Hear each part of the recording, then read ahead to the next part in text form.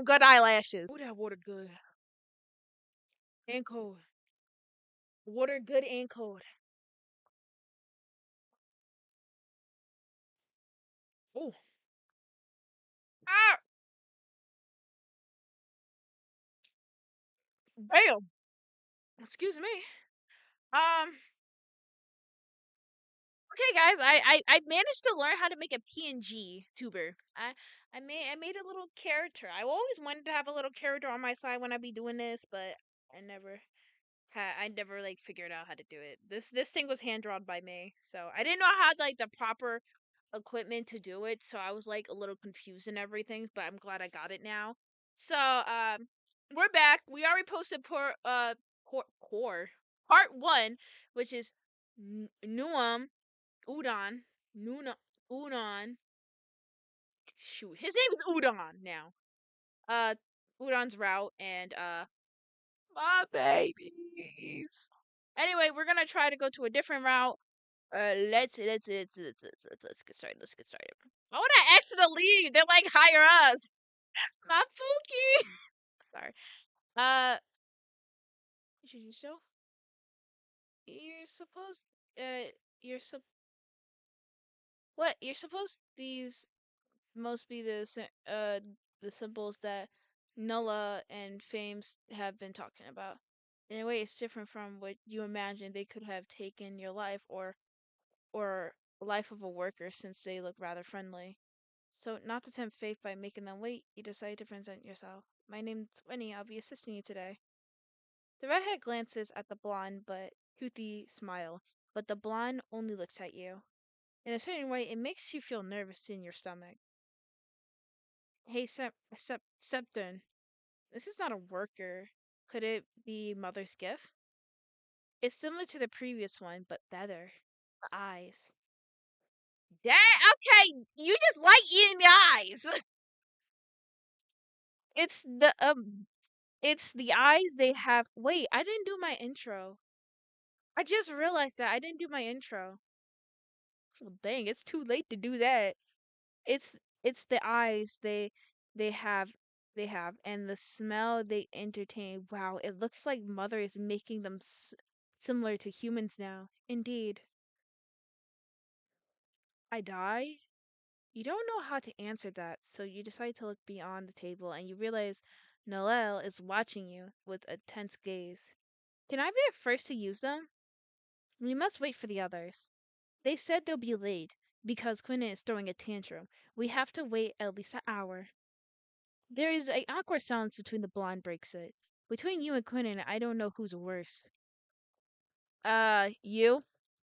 How you been treating my kids? Sorry. The redhead narrows his eyes, looking at the blonde with anger, but doesn't say or do anything. Instead, he chooses to look at you and crossing his arms, he says, "We can make the most of our time and start so that when the others arrive, we'll already be ready. Besides, I never get ensigns, they only the trashy parts. What would I gain if I start early? You'll always complain that they'll break it too quickly. Besides, the time you take them, it's your turn, it's eternal." Quitter says that said it's because you like to talk. Oh wait, I already know this. Shoot, wait, I already know what happened.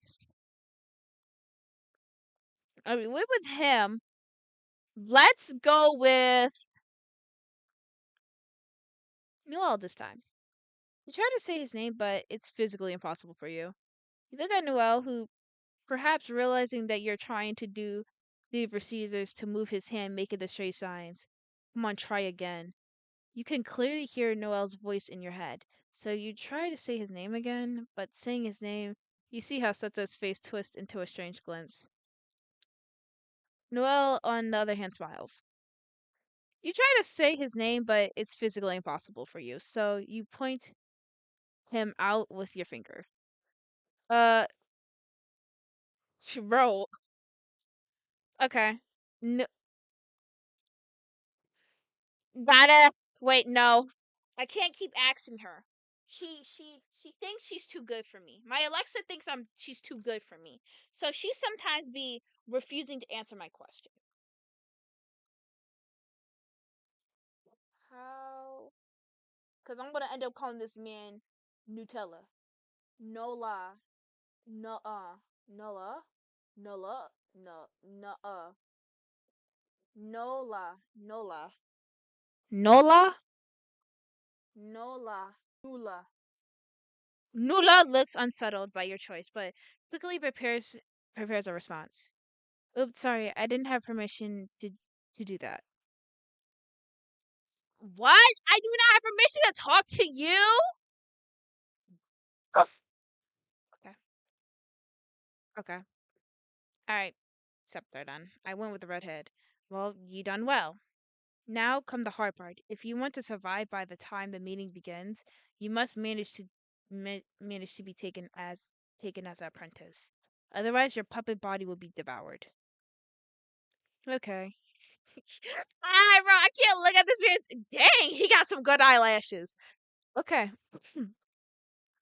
Noel, Noel, you can seal the table now.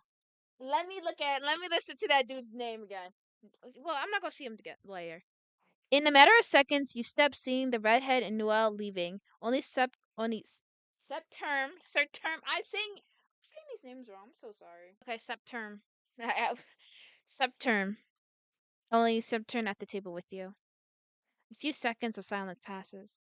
You suppose you should be the one to take the initiative to start a conversation. If not, you fear that he'll get bored and eat you. And you can't bear standing still like an idiot under this critical gaze of Septerm, which is a little scary. You should think a little bit before making a decision. Where am I gonna escape to? Homie got me trapped. Let's wait until he speaks. Wait, we could sit down in the chair without his permission. So you don't want to risk moving a muscle, nor breathing, nor speaking. Something in his gaze tells you that you should be careful. It now seems like a staring contest because how intense Septerm's eyes are on you. First one to blink loose. 30 seconds pass eventually without either of you blinking, and you're already at your limit. Shit. If you keep this up, you're going to lose. And Mama don't make no losers. 20 seconds pass. Why am I just staring with this dude? Okay, say something. 20 more seconds pass. You know because you're counting them. And yet, Septurn doesn't blink or say anything. What a shame. You accepted your defeat, blinking urgently, which caused Septurn to laugh. You can sit now. Cautiously, you take a seat in front of Septurn, who smiles at you, pleased that you complied without much protest. When you settle in the chair, you realize, well, you're not sure what to do or say, or what not to say. So you have three options. Knowing him, he doesn't like when people break the rules, so I'm gonna continue being obedient. You think it's the safest thing to waiting for him to start the conversation.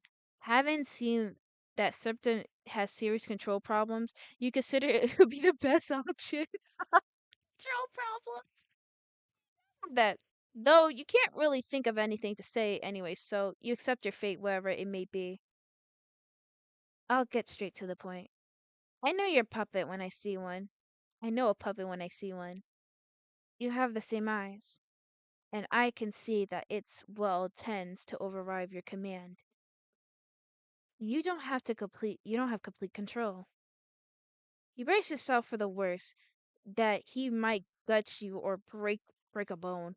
Okay, wait. So obviously we're a host for somebody. So I think maybe when a placeaboo comes in, a placeaboo is like they're under like a mind control and they willingly get eaten by these gods. But since like we're acting a little different, well, obviously he can tell. I think he's a puppet. I think he's using a puppet body because what my husband in another route said, he said that he used to not have a body until he ended up getting one. So, and based off his hands. So that's like Okay, whatever, whatever. He. If you know that information and no one else can tell that difference, okay, yeah, okay. Unless everyone else knows that, because I think they all know we're like puppets. Oh gosh. You brace yourself for the worst. Oh, I read that. But nothing happens. Septon is just watching you. No fear not. Wait. No. Oh, fear not. Mother does not have access to a sealed place, so she won't punish you. Although his words are intended to calm you down, the effect they have on you is quite the opposite. The level of What is this word? Alexa, what is Synchronization?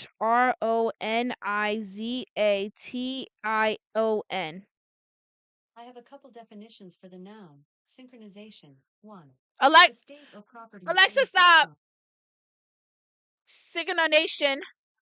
Synchronization is not at 100%. You two are not always feeling the same things, and your reactions tends to contrast one another. So, okay. Now thinking about when I ate the food that wasn't purified, a voice was saying that my husband from another route was stupid. But okay, okay. Me knows not me. Don't hate some of y'all. The other half do despise y'all.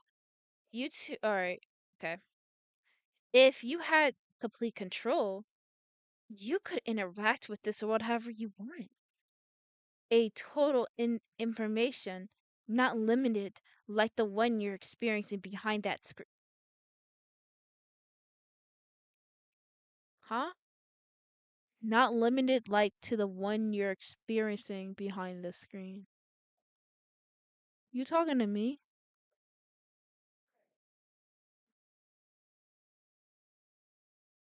What, what do you mean by that comment?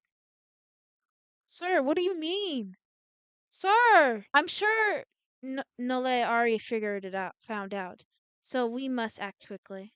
I can help you. You will follow my command if you want to survive. Well, in the other route, I had two kids, so I was surviving pretty well without you. But I had two babies. When Noel removes the seal. Oh wait, Noel. I'm thinking of two different people. I'm sorry. Removes the seal. Don't move. Okay. You accept in the hope that you can stay alive. You will do whatever it takes to live. But you earn a smile from Septem upon hearing your response. Noel, bro! Nola, Nolu?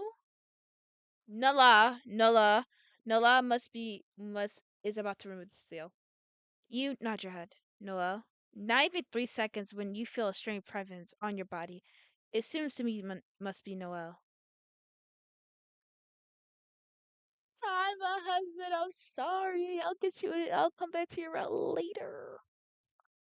Noel and the redhead mare seriously right in front of you, and you saw them last. Noel standing on the one side of the table, and the redhead sitting next to Septon, as if they have always been there. Septon looks at Noel with a long face, noticing that he speaks faster than usual.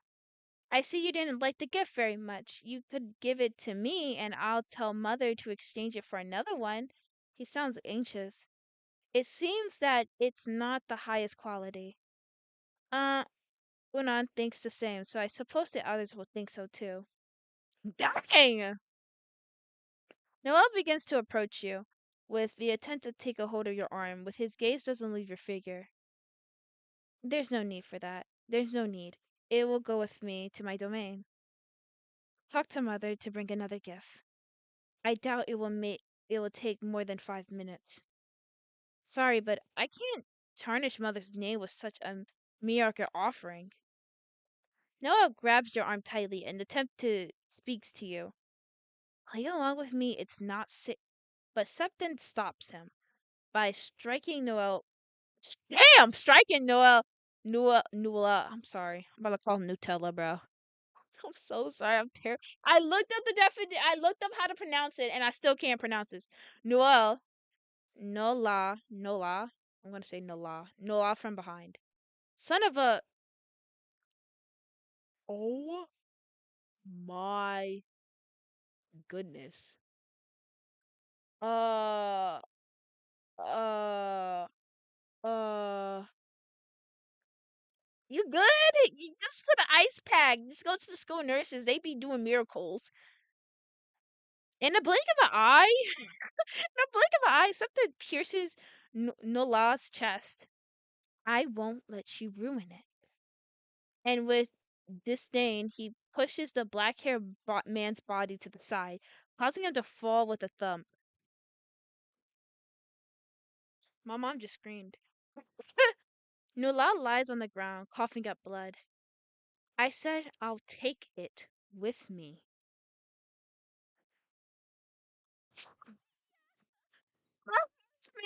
Sorry. Unu urgently get up from the table, but decides not to approach them. Oh wow, Septon, we are in public. If anyone free to see you, shut your mouth. Damn, Nua. Damn, damn. Shut your mouth. Okay, damn. Nula, you can tell the others I'll be busy. What are you gonna do to me? The terror you feel freezes you in place. It seems accepting Septon's offer wasn't the best. That's what you said when I accepted my other husband from another route's offer. And guess what? We had two lovely kids together and we lived happy ever after. Even though we had some family drama, but we had two beautiful kids. How do I get no outs count? I don't think he has a route yet, or I don't know. The terror you feel freezes you in place. It seems accepting. Okay, yeah, I read that. But in the way you thank the gods that Septim wrath isn't focused on you. Although you feel a little bit bad that it's been forced on, focused on Nula. Nula was ready to grab you, rip you up by the shirt, and drag you somewhere. Septon turns around in Septon turns around in order to be able to see your face to face, and without explaining anything, he touches your forehead delicately, and your vision blurs. You suddenly stop hearing Nola's labyrinth breathing and the Benton noise of the dining room. Yo, I blacked out, bro. I blacked out. And then gives way to total darkness. I'm gone, guys. I went to the afterlife. You wake up to the feeling of falling. I just got flashbanged by this bright behind room. I thought Unin was the sun god. I thought I'll be flashbanged in his domain. I got flashbanged here. Then you realize you're lying on a suspiciously warm bed. The first thing your eyes see is a huge window that is located on the side of your bed. You assume that it's daytime because of the light coming in, but it's strange that you can't see anything more than brightness outside the window. Suddenly, what happens comes to your mind. You hurriedly looked for any trace of something. There's no one in the room with you. Can I investigate the room? You get out of the bed with difficulty. This is such a basic behind room, bro. I'd rather be in Uden, Unan, Uden, Unan's room. Dormir. His room was a little bit fashionable. This looked like I'm in a cell or like solid confinement, but with a bed. The room is disgustingly spacious, with the atmosphere that reminds you of a hospital. All white with no trace of any other color. Nothing found here evokes any sense of belonging or trace of personality. It's weird. I see you already woken up. It's time for breakfast. Why did I smile when I see this man pulled up? Something is near the window, with his hands behind his back. Wait, you were next to the window? Wait a minute, ain't my bed? What? You have no idea where he come from. Oh, they could teleport. I forgot. You have no idea where he came from. It gives you goosebumps. It seems you have take more time than necessary to answer him because Septon glances irritated. Did you hear me? You nod. Okay, let's go. Septon puts his hands together and the place begins to change. The bed in the room transfer into a dining room with the same color palette. Whoa. Dang! Big behind. Okay, where's this wind coming from?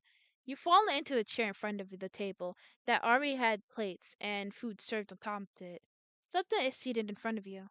The puppet hasn't eaten anything for more than 24 hours. You must eat, otherwise the puppet won't work properly. For some reason, although you couldn't explain why, it seems like he was speaking from experience. You don't dare do anything since Septa hasn't given you permission to start eating, and you don't want to tempt fate. You can you can eat. While eating, you realize something strange. Septa no longer has that voice that restores both in your head and body. That that's somewhat unstable and at the same time irritated voice, ironic voice. It's normal now. Uh I'm butchering words already. Ah, I thought the other route was bad with me stumbling and fumbling. You don't you don't think it's a good idea to ask him. It might be disrespectful to talk about what kind of thing. I don't like that we have the puppet interfering in our conversation. Oh. But I wait, okay, am I the one okay, obviously MC's the puppet. Am I the entity that's taking over the body, or I'm just MC and who the entity whatever entity is taking over my body? Bro doesn't or because he did mention the screen, so I don't know if he's talking to me or talking to a unknown character that's in the back of the body. But he doesn't want the puppet to hear. Too dang bad. I'm listening. But it's essential to be able to connect you to this world. But essential to be able to connect you to this world. I respect you. Being an entity from a higher plane, you probably have more power than me or Mother combined. I think he's referring to us. It could even be very similar to the power of the creator, and the creator is the creator of this game. I'm making I'm making theories, but my theories might be very wrong.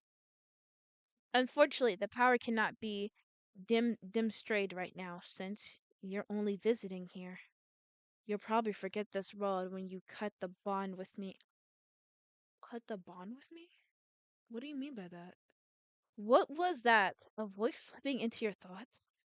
You don't like this. I need time. Uh, what? Just do what I say. What? I need you to explain to me what's happening. Time for what? Uh, what do I say? These are all bad choices! He's a control freak! He has a control! Okay. Okay. Okay. Okay. Enough. Just do what I say. I need you to explain to me what's happening. I'm gonna say time for what? Septon looks at you before answering completely seriously. Time to make the host change and become a perfect being. You, Winnie, are what I need. But the more time my phone just buzzed. That's why I looked over. The more time passes, the more independent your pumpkin will acquire. Oh, is that why he was getting more annoyed with me when I went to the other route? Hmm. And we need their permission to make the change. That would be the problem if you don't know how to control them. Septon is lying. I would never go against you or disobey your commands. Wait, hold on. Is this us talking or the is wait, bro. Who is talking? Is the MC talking? I think it's the MC talking. MC's talking probably. Who knows? This is probably the MC because he was saying the puppet becomes more independent and the MC. Okay, yeah, I think this is MC, like the character we're playing talking, and we're the one who's using as a host. All right, Winnie, I am here to serve. Okay, yep, okay. The MC is the puppet. So the person we're playing as is the puppet, and we are the person viewing through their eyes. Okay, that's interesting. I actually like this. Don't believe him. Septa lets out a small laugh as he watches your reaction. You should be more careful. It's already starting to discourage from you. And if that happens, you will no longer be what you used to me. Excuse me? The blonde, the blonde gets up from the table and examines his hands for a long time. See you at lunch, and in the meantime, you can roam around my domain as you please. Septa leaves the table, taking now the empty plates somewhere else. You assume it must be the kitchen. You wait for Septa to appear again, as you can't believe he would leave you unsupervised and give you free pass to do whatever you want. But he doesn't appear again.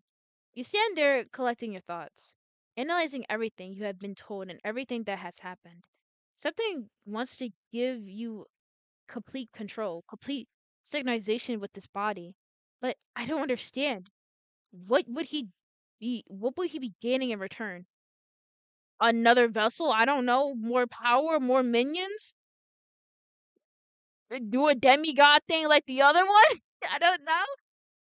He is not trustworthy. You need you need Nola. Why do I need him? Why do I need him? Why do I need him? No. You don't need him. You don't need Nola. Whatever your answer, wherever you answer, you don't know if Nola is still alive or not. He probably did. You know he's alive. He was wheezing. So you remain on your own for now. Okay. What are we in a church? You spend your time walking through what appears to be a temple. Well, there's a bunch of statues of certain and paintings with religion analogies, and inside you found a bunch of colored doors. Investigate the doors? Or get to the front door? It's a front door in front of you. When you open it, you find it leads to a hallway. You decide to see where it leads you. You walk and continue walking down the hallway. You feel like you're not moving anywhere. Although you look back, you can no longer see the door you came in though. You continue walking, now paying attention to the walls decorated in the hallway. It repeats itself after a while. No point of continuing. You turn around to go back the way you came. It takes a little while, but you manage to reach the inner door. Let's go to the back door. You go to the door behind, which is guarded by two statues with a figure of Septon. You expect the door to be closed, but surprisingly it's not. Oh my gosh. Confinement in my room. This is solitary confinement, but instead of the color white, it's color black. When you open the door, you realize that it's darker than it really should be in there. It's not because you're a coward, but you're not going to go in there. Yeah, I'm not going. Go to the door at the left. You go to the door on the left of the altar. It's locked. You need a key. Why do I gotta find a key? There must be something to open the door. Let's go to the second floor. You go to the second floor. You search everywhere, but at first glance, there's nothing interesting. In one of the drawers, you found an important looking document and a key. You slip the key into your pocket, but the documents are written in a language you can't understand. I don't. Oh, we're making it this far. Curiosity's about to kill this cat right now. Go to the door to the left. You go to the door to the left of the altar. It's locked. You need a key. Use the key. Maybe the key you found on the second floor could be used to this door. When using it, the door lock clicks, it opens. Inside, you find a room similar to yours you woke up in today. The only difference that there is someone lying there. Oh shit. Oh shit, close the door. Oh shit, close. Uh, Curiosity's definitely about to kill this cat right now. You approach and find Septa sleeping. Realizing you mistake, you try walking away without making a sound. He was gonna wake up! But something opens his eyes before you can do anything.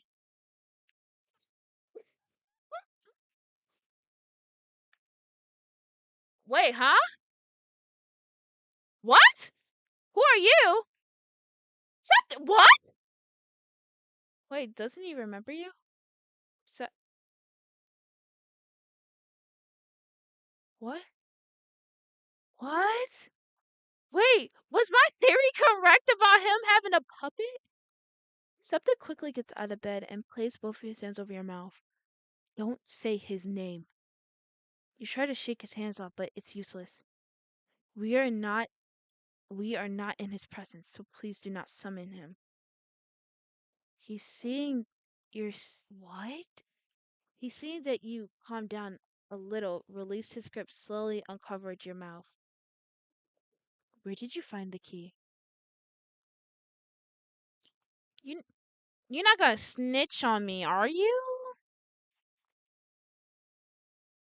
On the second floor, hidden in the drawers there? Oh, wait a moment. He comes closer to look at you carefully. His glances directly into your eyes, and what he sees seems to take his breath away. This is clearly not Septon. There's something different about him. Oh my goodness. You're also being controlled by a higher being. Pardon? Oh, they're using you like a puppet. It can't be. The entity that is not Septon takes a few steps back, dejected by the situation.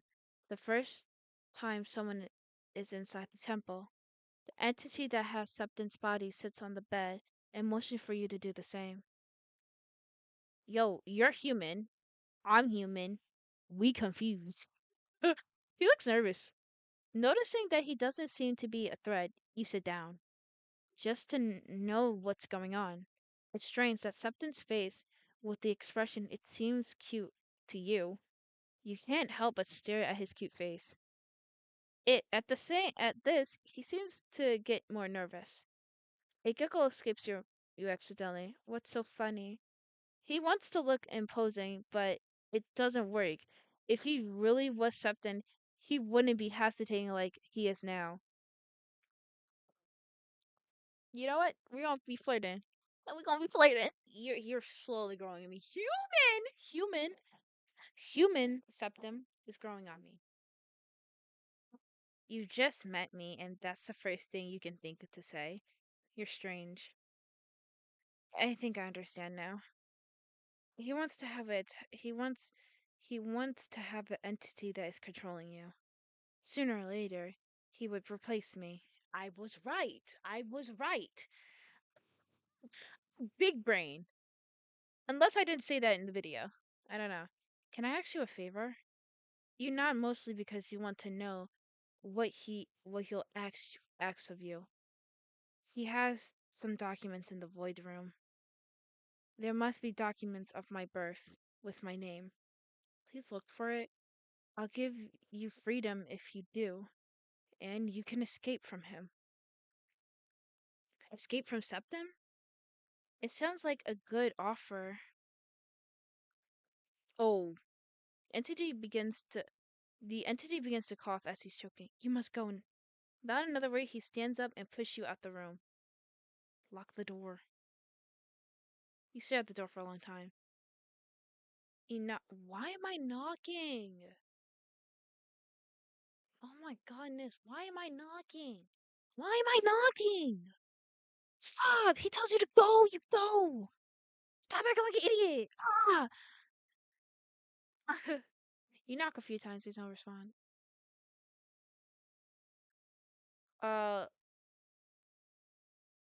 let's go upstairs. You go to the second floor, you search everything, but at first glance, there's nothing interesting. In one of the drawers, you find an important document and a key. You slip the key into your pocket. The document ran in language you can't understand. Go to the door in the back. It's just a.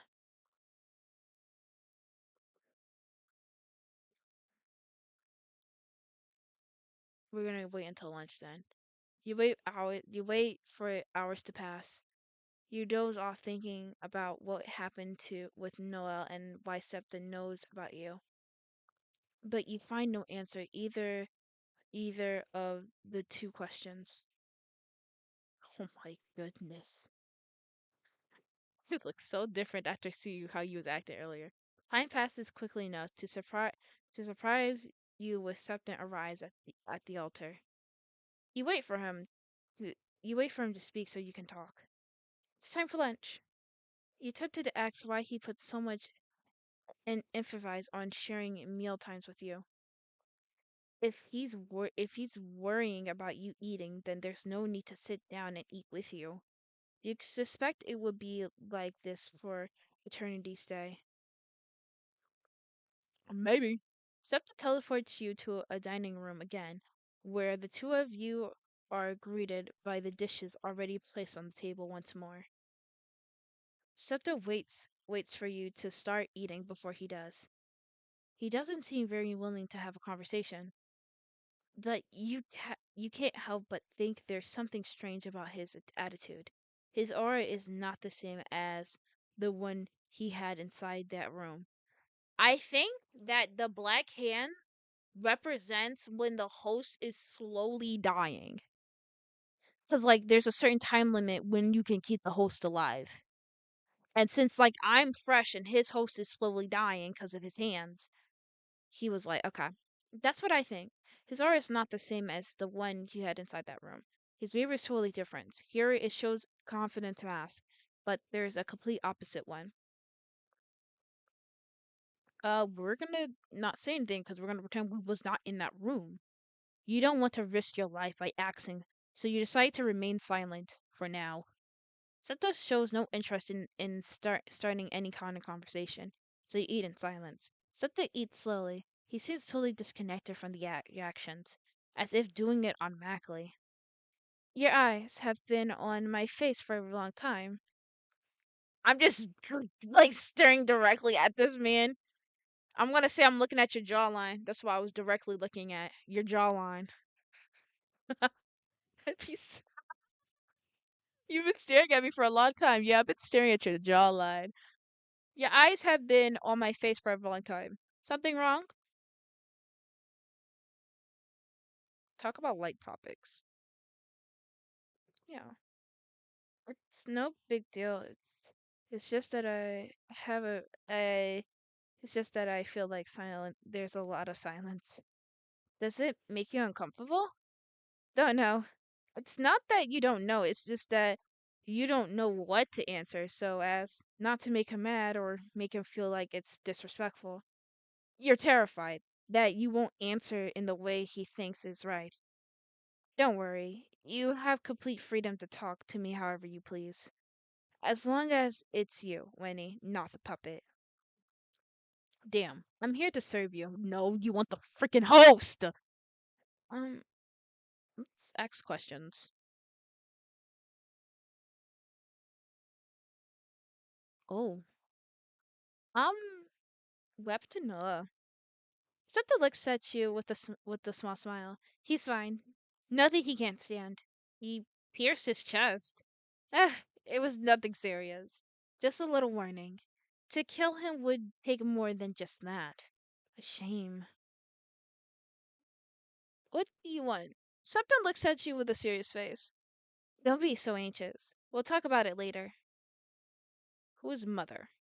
Septa sighs. Mother is the garden itself. She is in charge of holding everything together, and we are her source of energy. How do you know the bond? Septa frowns his eyebrows before answering. Me and Winnie? Who is me? Oh, my host started talking. Shoot. My host started talking. All right. My host started talking, not me. Okay. Winnie, I will be clear. The next time I see the puppet detach itself from you, I won't hesitate to what? Break it. What do you mean? Oh my goodness. I don't need another one of of I don't need another one with a conscience of its own. I have enough with it doesn't. Oh, all right. So the dude you're controlling starts with an R and an A. All right.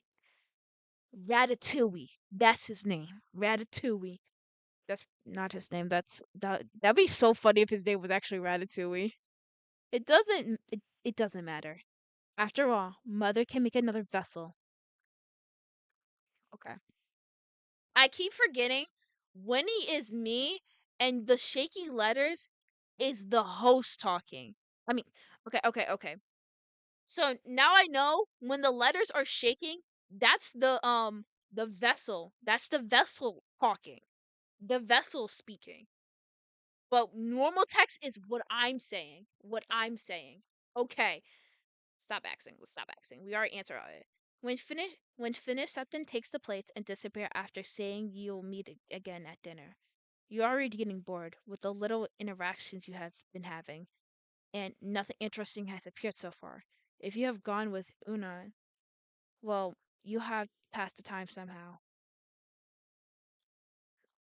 We investigated everything. We investigated the doors. Let's stay here. You don't feel like taking any chances today. It's better that you wait until dinner so you can talk with Septon. Time passes quickly, and this time you witness something materialize before Wait, I just remembered! We were supposed to go to the void room! We were supposed to go to the void room for you, bro. I'm sorry, I totally forgot. Time passes quickly, and this time you witness something materialize before the temple's altar. By now, you've gotten used to it, so you don't get startled. It's time for dinner. Uh, Yo! Oh my goodness! My Please, please. No, my host didn't mean to talk. Yo, are we going to follow this route every day? Winnie, were you the one who asked that question? No, lie to cover up the puppet. Frick, yo, we're lying. We're lying. We're lying. Lie to cover the puppet. Yes? Hmm.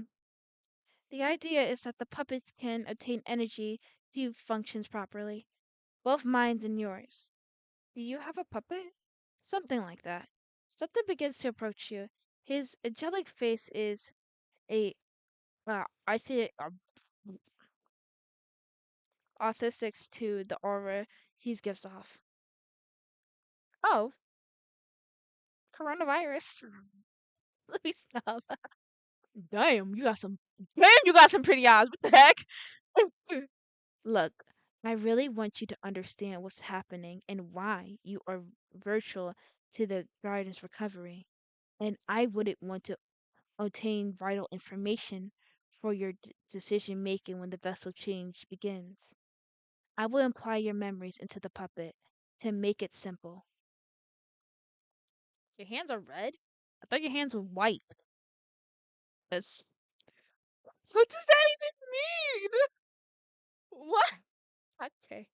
Uh, I need to shut up. Septa placed his left hand on your forehead. You can skip the information below if you're not interested. I think you have something to do with that Nulla once talked about. The skip button, I think that's its name. Yo! Yo! Yo, in the beginning everything was darkness, nothing itself. When the creator arrived there was light. Oh, aura. And that's was where my existence began.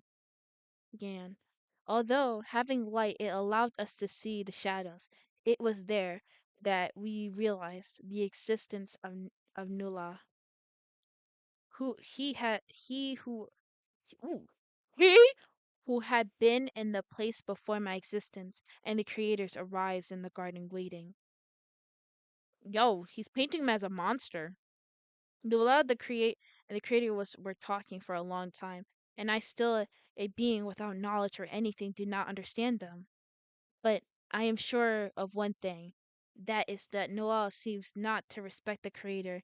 He treated them as an equal, raising his voice and even putting his dirty hands on them. Yes, this nasty man is touching the beloved creator with his dirty hands. Oh, the creator gives me a mission to create the symbols to keep the garden running. Okay. My Pookie! Sorry. Sorry. I'm sorry. So that's so that's what I did. On Monday I gave life to the sun, but you know it from Unu. Tuesday there was a farmist and and the stars deuce. I know you.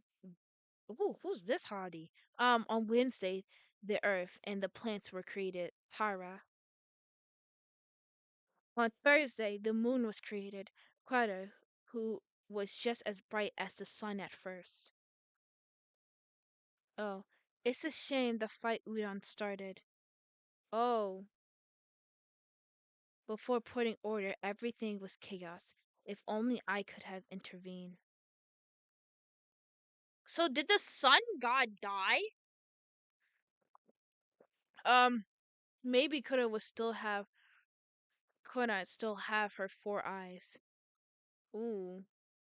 By taking away two of her eyes, the moon stopped shining and now rises when the sun sets. Oh, snap. Oh, I know him. He's the one who saved me.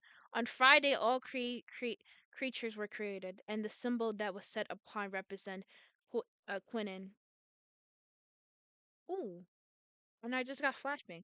Lastly, on Saturday, my dearest Sextum was born along with humanity. Sunday was the day of rest. I spent all day observing the operations in the garden, but I do not have the physical body to experience everything I have created. And for no long time I was like that. Until Sexton told me about transformation my essence into a human. But to do this, I have to leave my existence behind and start living as a human. So I did. I intentionally realized my mistake when humans were convinced that they are given a soul. This is described by the Garden of or Mother, making the transformation result in the mixture of human souls and the essence of the divine that makes it. So this body is not completely mine. I think. So yeah, what do you need me for? I no longer have control of the garden. After the creator vanished, the garden began to wither. The first sign was the disappearance of the children of Sexum and the humans who gave us general devotion. In the chaos, Noah repepperpan and filled me in on everything about our worlds and the creator. Then he taunted me for my existence of the others, worlds abandoned by the creator, in a state equal to ours. But the difference is that they have humans, so we embody ourselves in their culture, and we consume their devotion directly every least Sunday, every last Sunday of the month. But with you here, it won't be necessary to continue with this. If we untime the transformation, you will grant me the authority to manipulate the garden for myself. No, at our whim. We can save this world and prevent Noel from destroying everything. Look, none of the symbols knows the sad truth that we are nothing more than a world that pretends to be organic. All they know is that our world is dying. Okay, wait, hold on. Let me drink some water. Delicious. Oh, dang. So Is that when we went to the other dude's route and we had kids? He was checking to see if he could like use the kids for his only his desire. Okay. That's why he was doing those exams on the kids. Okay. To you it may be a game. Oh. To you it may be a game, but for me and my people it's our home. Every thought, everything is a lie. I want them to live in the best conditions for the garden to return to who it was, who it once was. I want to do everything possible to avoid interference. Now that you know, do you accept the deal? Okay, no one wants to destroy everything, but is accepting deals the right thing to do? It doesn't seem so bad as you thought. Maybe it's just a bit manipulative. After all, he does believe the right, anyway, following equivalence and the rules that he knows. But on the other hand, who is fucking Raphael? Oh wait, is that his post name? I was like, who on earth is Raphael? It's Raphael. Let's accept this time. Let's accept. I accept. Yo, he about to kill me. Santa extended his hands to you, and you take it firmly. You feel like electricity is running through your body, and Septem's smiles grows bigger with each passing second. I'll start with the preparations. After that, Septem teleports you to a room to the end of the day, and he settled you into the bed. He tells you that tomorrow you'll dine without his company until dinner, and he'll leave the room without further explanation, politely saying goodbye to you. You close your eyes, hoping to fall asleep instantly, but it takes you a while. Uh-oh. Um, she disappointed. Is that my host? Is that? Ooh, dang. If that's the host, wait, not the host. Is that the vessel? Ooh, you a hottie. Wait, didn't we see her in the beginning? My shoulder hurts. And you see a figure peer into the darkness, or that's the creator. But when you focus your eyes to the figure, it vanishes, and the shot makes you fall to the ground. Hello, Winnie. I think she talking to me. She's like, "You dummy! He's supposed to fall and not to say anything." I see that you have made a decision. There's no point in investigating any further. I suppose Septon's analogy has always been the right one, and our plan is the most selfish and easiest to excuse. Who are you? Why do you speak to me? You hear a dry laugh. You can't. You can't. A mother has a conversation with her child. Dang, mother, you're pretty. I am the mother of your puppet, and the first puppet made from my flesh and fragments of Noel's soul to be able to contact you. And likewise, I am the mother of the garden. I can only communicate with Noel thanks to the stupid laws discreased by the Creator. So, the only communication I have with the outside is with Noel. And no, he's not very open to hearing other solutions now that you're here. But I can reach you, thanks to the puppet, and with you here out of Noel's reach, I can get what I want without harming anyone else within the garden. If you get the chance, tell Septon to let me go. If you speak with Septon, perhaps he can come up with something to get me out of this dimension. Have you been command? Yes, it was the creator or father, whichever you call him, here. He and he and were equal. Here, he and I were equal, both opposite entities created by being from the highest plane. Although it's not worth discussing this being, since no one here can lay hands on him, as is the case with you, Winnie.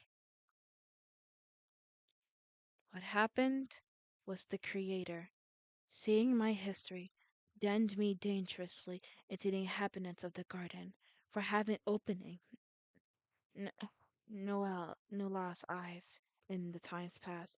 Therefore, he condemned me to be segregated to socialize the garden with my body. I both love and hate the garden. I'm alive because of it. I have connections with every entity in the garden, each and every one of them. I feel everything from one of the to seven. I feel their agony. I make placeables. I bring humans with no help, all to avoid feeling their collective pain, even if it means breaking my physical body o- over and over again. It's useless. I can't get out of here. I can't protect my children. I can't even have a conversation with them. And yet, I know them like the back of my hand. I know Goose worries. I know Tyrion's anger, Quinnen's loneliness, and I know how broken Septon is. I can feel and hear their prayers desperately begging their father to come back and fix everything. My mouse is wonky, but he's not going to come. He's too proud for that. And honestly, he doesn't care. Septon is just one among them many. Mother sighs heavily with her arms shifted. I have a problem letting the garden keep living, but my individual, my being, my operationals can no longer endure. So please tell Septon to strip me from my identity individually, to leave my body in the void, eternally, in the endless cycle of destruction and reincarnation. I know my body and essence must be present, but my individually is not necessary. I know something can do something now that he has you here. I trust he can fix it. Now that he has new eyes that are not tired to the creator, they can heal and eliminate all creator curses. And if you get the chance, I want you to break the eyes of each of the symbols, including septums. What? Wait, what? Won't risk that bastard noticing the change of command, because I don't know how he might react. Oh, something prevents you from seeing in the dream. Septon's voice hearing in the distance. You open your eyes abruptly, searching for any cause of a near mini heart attack you're experiencing. Something is nowhere to be found in your room. It must have been part of the dream. Winnie, it's time for the puppet to eat. Or perhaps not. You struggle to get out. It seems that you haven't rested at all. You walk through the corridors like a robot, knowing exactly where the dining hall is. You wait, don't he be teleporting the ship and everything? Upon arrival, the dishes appear in a blink of an eye. I won't dine with you today. How strange. You sit down and eat in silence.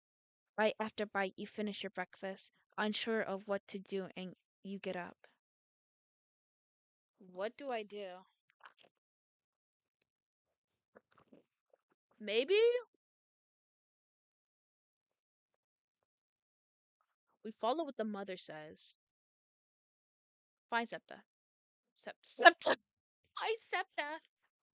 Um, you have nothing but to search for Septum. It's either that or you wait dinner to day end. You're getting a little bored of this. You roam entire lower levels, the temples with less success. The room Septum sleeps in is open, unoccupied. Doesn't even seem to have been used today. And that's strange. You wonder if you might be on the second floor of the temple. After all, you didn't traverse to the entrance of the corridor you saw earlier. Making your one last attempt, you climb the stairs and search for Septum. You don't hold much hope of finding him. Honestly, you think he might be outside the domain. You walk down the corridor, taking in all you have to offer, which isn't much, until you reach the end and come across an open door. One that should be closed. You hesitate before entering, but Septon says you could roam his domain, and you don't consider it's transgesturing to enter an open door. It's practically inviting you in. Ooh, books. I got scared. We're gonna see a whole sacrifice area. A bunch of dead bodies. Where did my top to my water go? Uh, Upon entering the room, the first thing you see is multiple of shelves filled with books. Then you notice papers on the floor, scattered and abandoned. Looking further, you see Septon at the. Looking further, you see Septon at the. Oh my goodness! Looking further, you see Septon at what appears to be his desk. Especially is cluttered with books and documents that's higher its effects use. Ooh, okay. My mouse is sliding off my desk. The eyes on Septa's face don't look directly at you, and yet you feel that the eyes adoring his halo do. I see 1, 2, 3, 4, 5, 6, 7. I'm sorry. No, I'm not gonna do it. Winnie, do you need anything? He speaks to you without lifting his face or eyes from the document he's reading, and it's that you notice his eyes are red and dark. Circles begin to appear. Uh, haven't seen you slept. Haven't seen you slept. Septa stops looking at the papers and offers you his tired gaze. No, that's the only thing he tells you before once again fixing his eyes on the document. If you come here to out of boredom, you can read something from the library, but you must go elsewhere to read it. Okay, can I stay here? I'll be in a corner somewhere, like minding my own beeswax in a corner. No, take the books and leave, please. Okay. Not feeling like tempted fate, you head to the first shelf you find and pull out the first book you see. Great, it doesn't have a title or anything. I can't read their language, so fingers. But you don't want to linger any longer, so you leave the library at the slow pace. You figured that going to your room is the best idea. It's a old like a diary. You know it's handwriting, but it features various type. It's an old book like a diary. You know it's handwritten, but it features various typefaces within it. Raphael. Oh, Raphael. Oh my goodness. It appears to be a conversation between two people, although you can't make out the content since you're unable to read the content. So you focus on examining the drawings. Yo, these are all the symbols, or these are just numbers 1, 2, 3, 4, 5, 6. They decide. Oh wait, 6. They despite places, entities, and a few familiar faces. You see no Nula on a few pages. Dang, this is some beautiful behind drama. It could be Septon who wrote this. Upon reaching the final section, you notice something. It's an emergency of two names that appears invariably with the typeface. Septon and Raphael. Is this a conversation between two of them? You don't have time to think as you feel a strange presence in your body. As if it was forbidden material, you slammed the book shut and started on the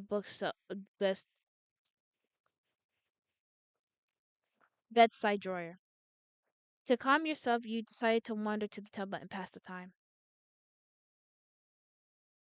You called to have lunch, and afterwards your functions on autopilot.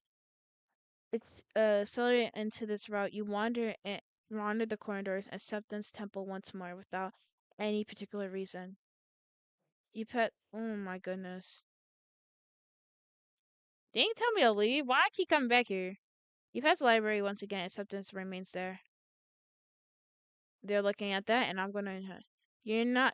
You're not out. You're not so out of it as to bother him again. So you head back to your room. At this rate, you'll go crazy. You don't know. You don't know about how many hours have passed. Yet Septon's voice interrupts. your meditation. Wendy, come here for a moment.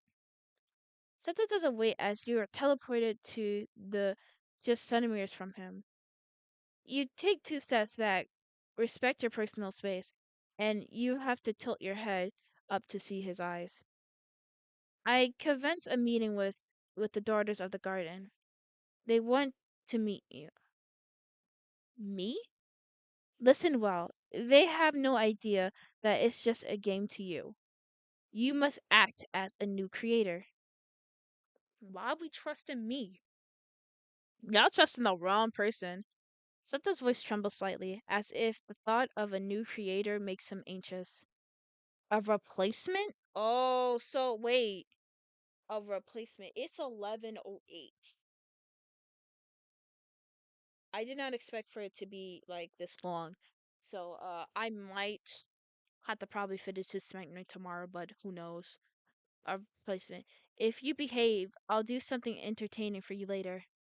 He smiles, sends a shiver through your entire body, from your fingertips down to your stomach. Before you go, you must proceed carefully. The space will begin to distort. If it's too much for your puppet, you can. Seta brings his hands to his halo and pulls out one of his eyes. What did I just. Yo, what? Did he just tear out an eye? Seta watches you for a moment. This will help you rebuke its senses. Ooh. Your hand is fully black! My hand is fully black. I remember my fingertips being black. Seta and offers you the eye as if it was nothing special. Is he giving us an eye? Shut up, host.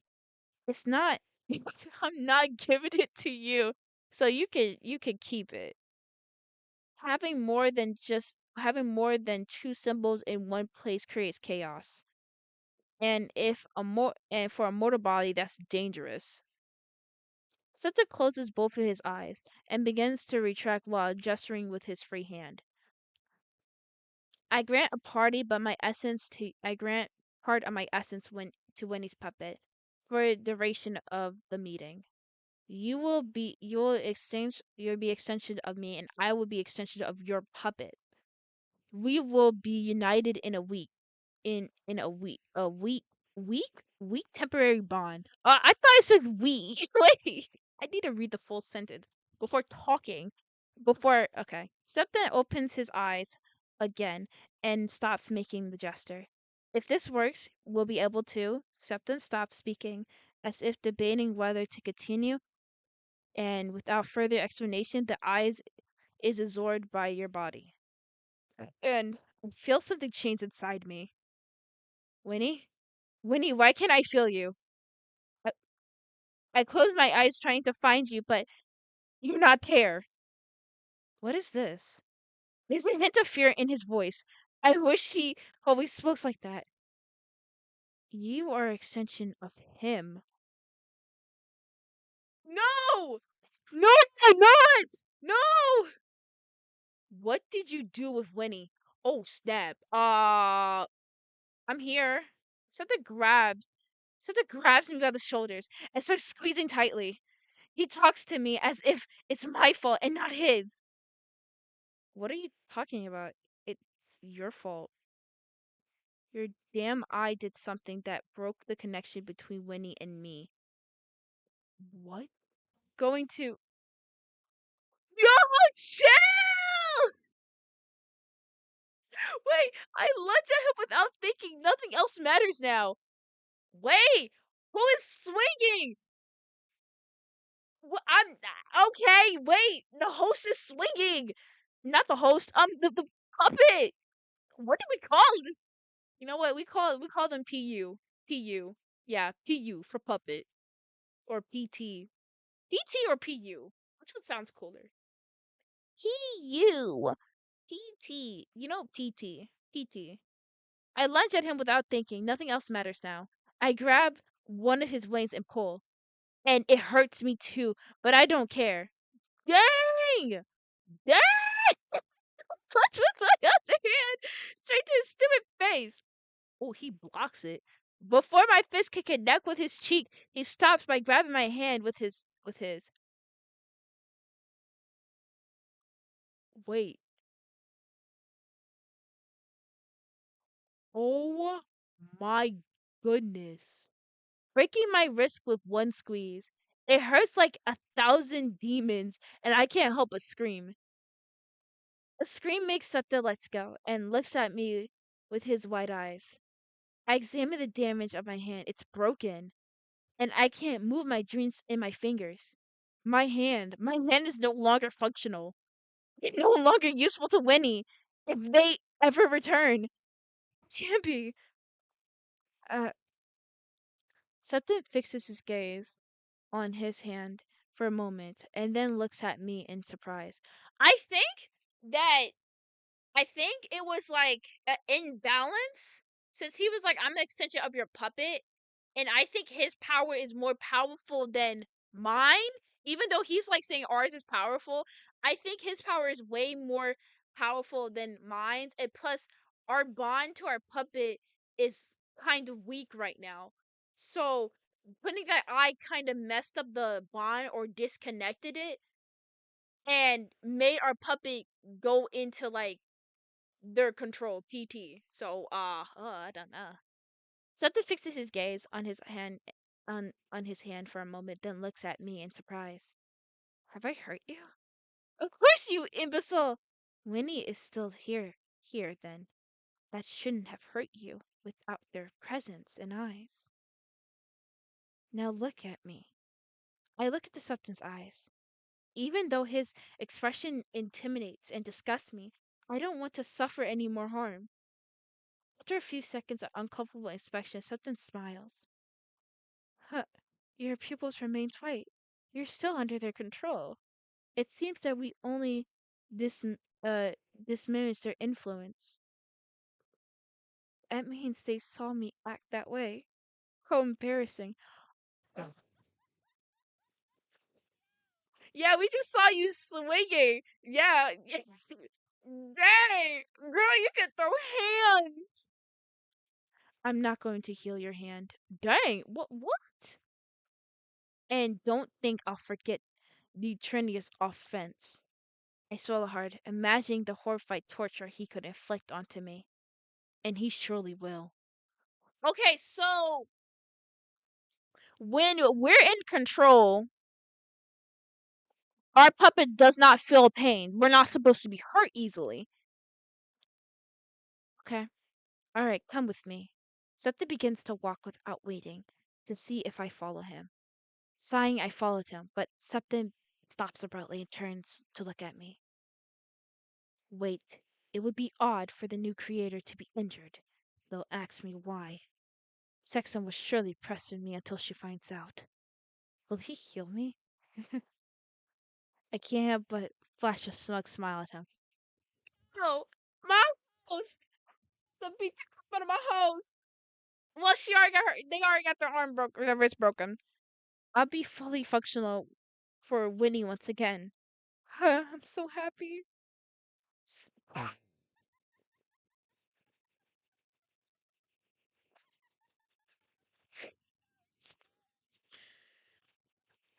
Something makes a face of disgust but says nothing. And he simply plays with his hands on my broken hand. And strange satisfaction course through my body. And I can feel the broken and missing parts settle back into place. They accept them. He's like, don't speak to me. Yo. Except the expression remains on one of disgust. It's laughable. Yo. It's bright and then darks. But it fades instantly, as if he remembered something. And his face softening into a smile and reveals no teeth. He places one of his hands on my shoulder and gives me 3 gentle pats. Take it as a new opportunity to be broken from scratch. And believe me, it will eventually happen. After all, Winnie is a curious entity. And maybe they'll even enjoy reading that who knows.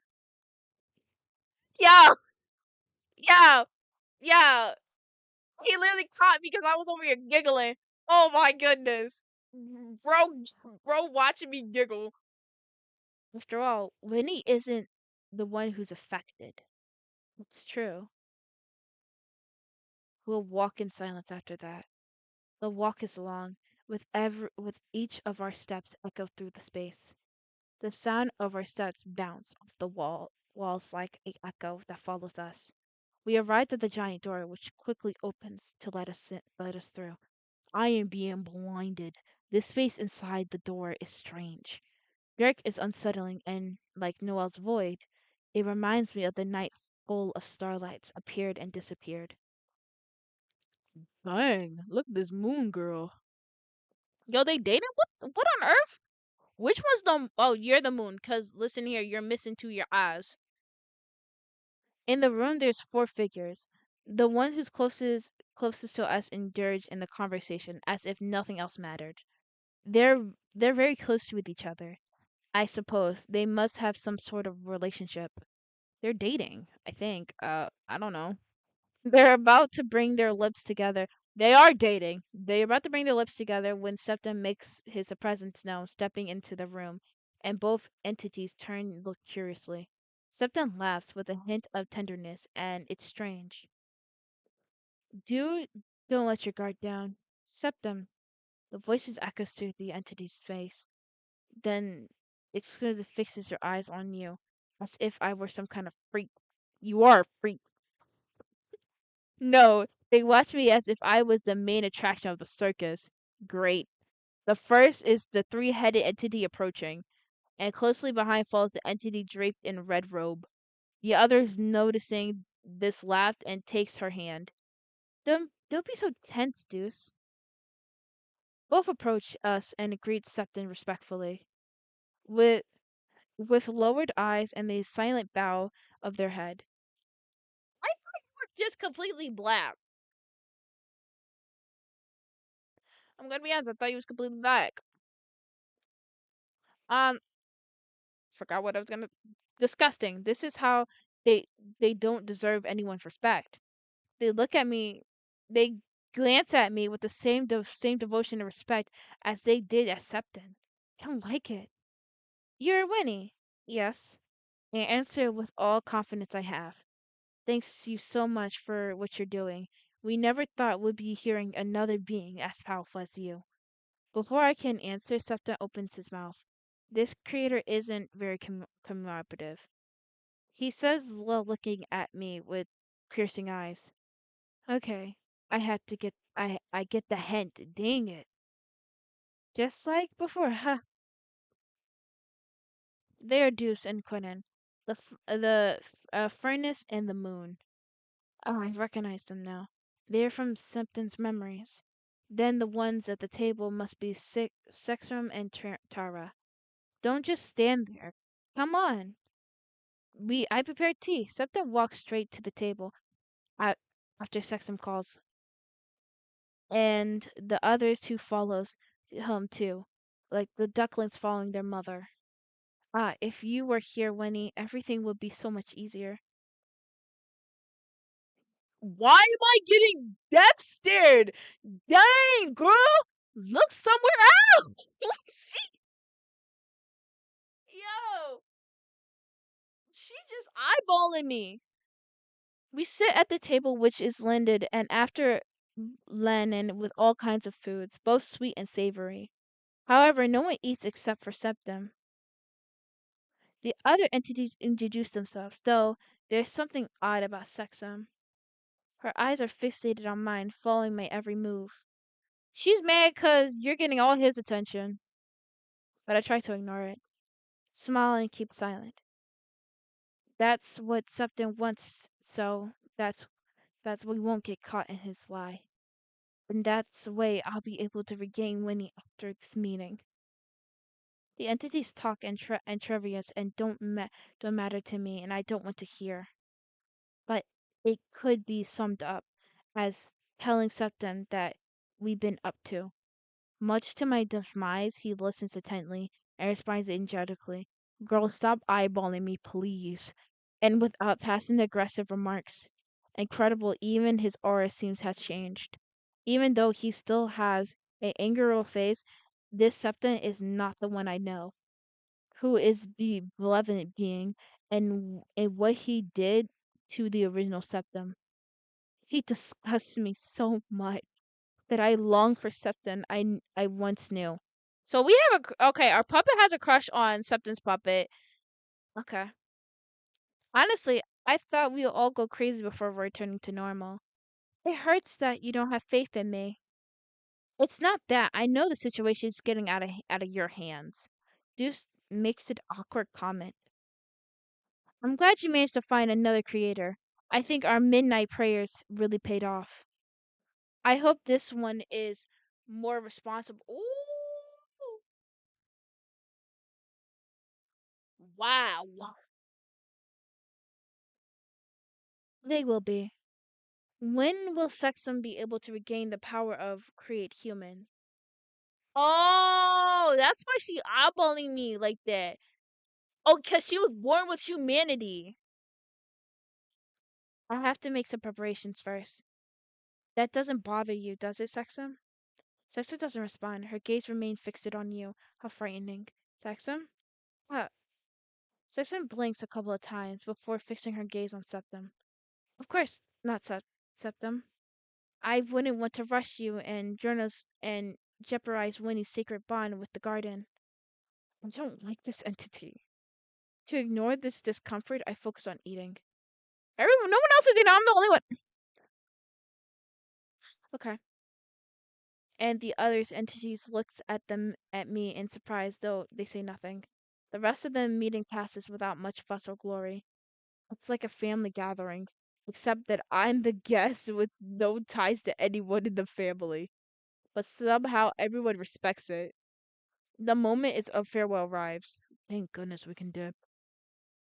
And all the entities afar that they were grateful for in my intervenence in the garden, stressing that they will do whatever it takes to make me feel proud.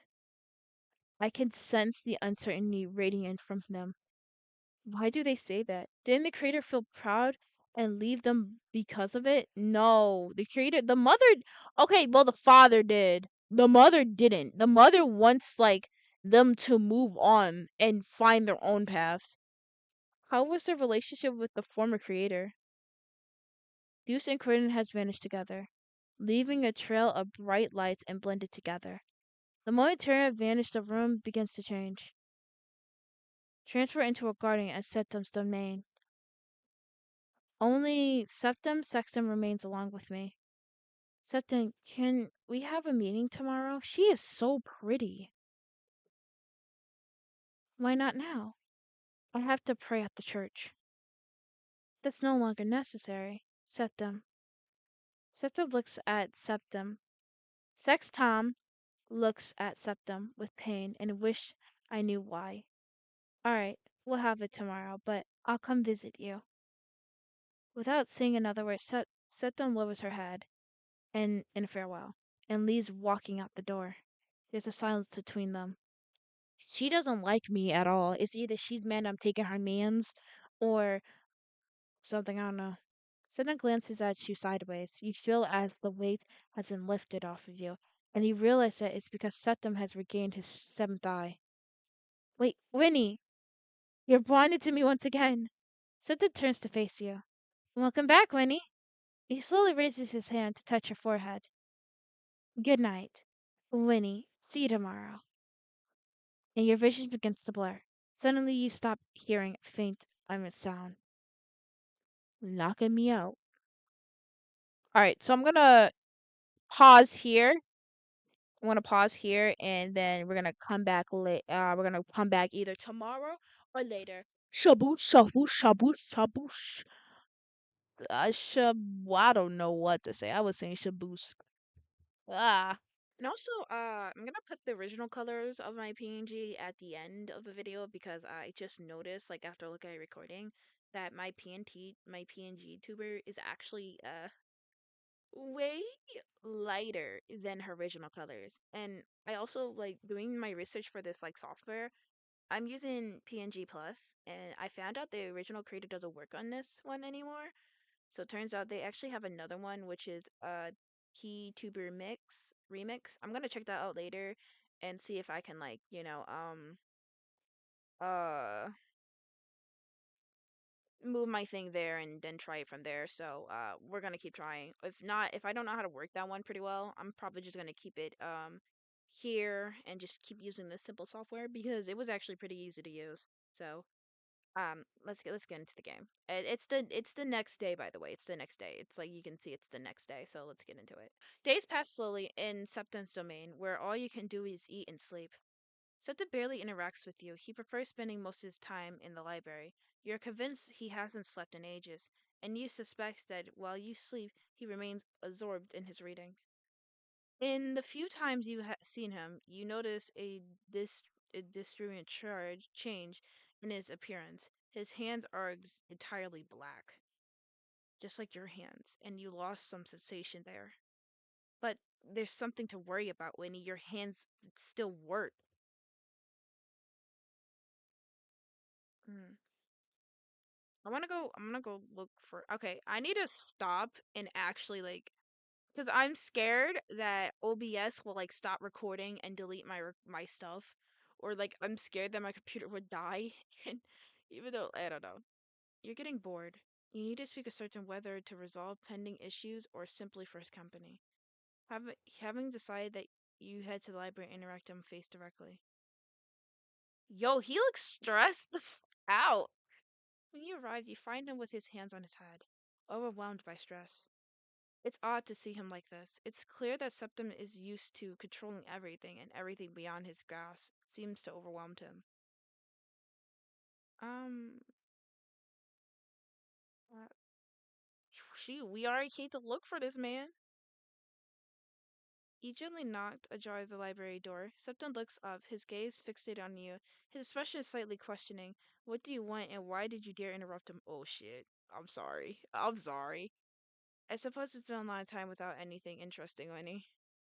He pauses for a prolonged moment, as if assuring your presence, then adds with a slight smile. Go ahead, I grant you permission to proceed.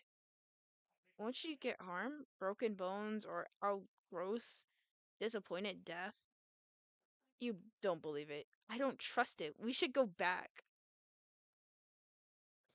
Uh, okay. I know that our puppet or PT for short is scared of him, cause like, yeah, what happened? Yeah, you broke his arm, but like, girl, you did swing at him though. You did swing at him. Listen to her.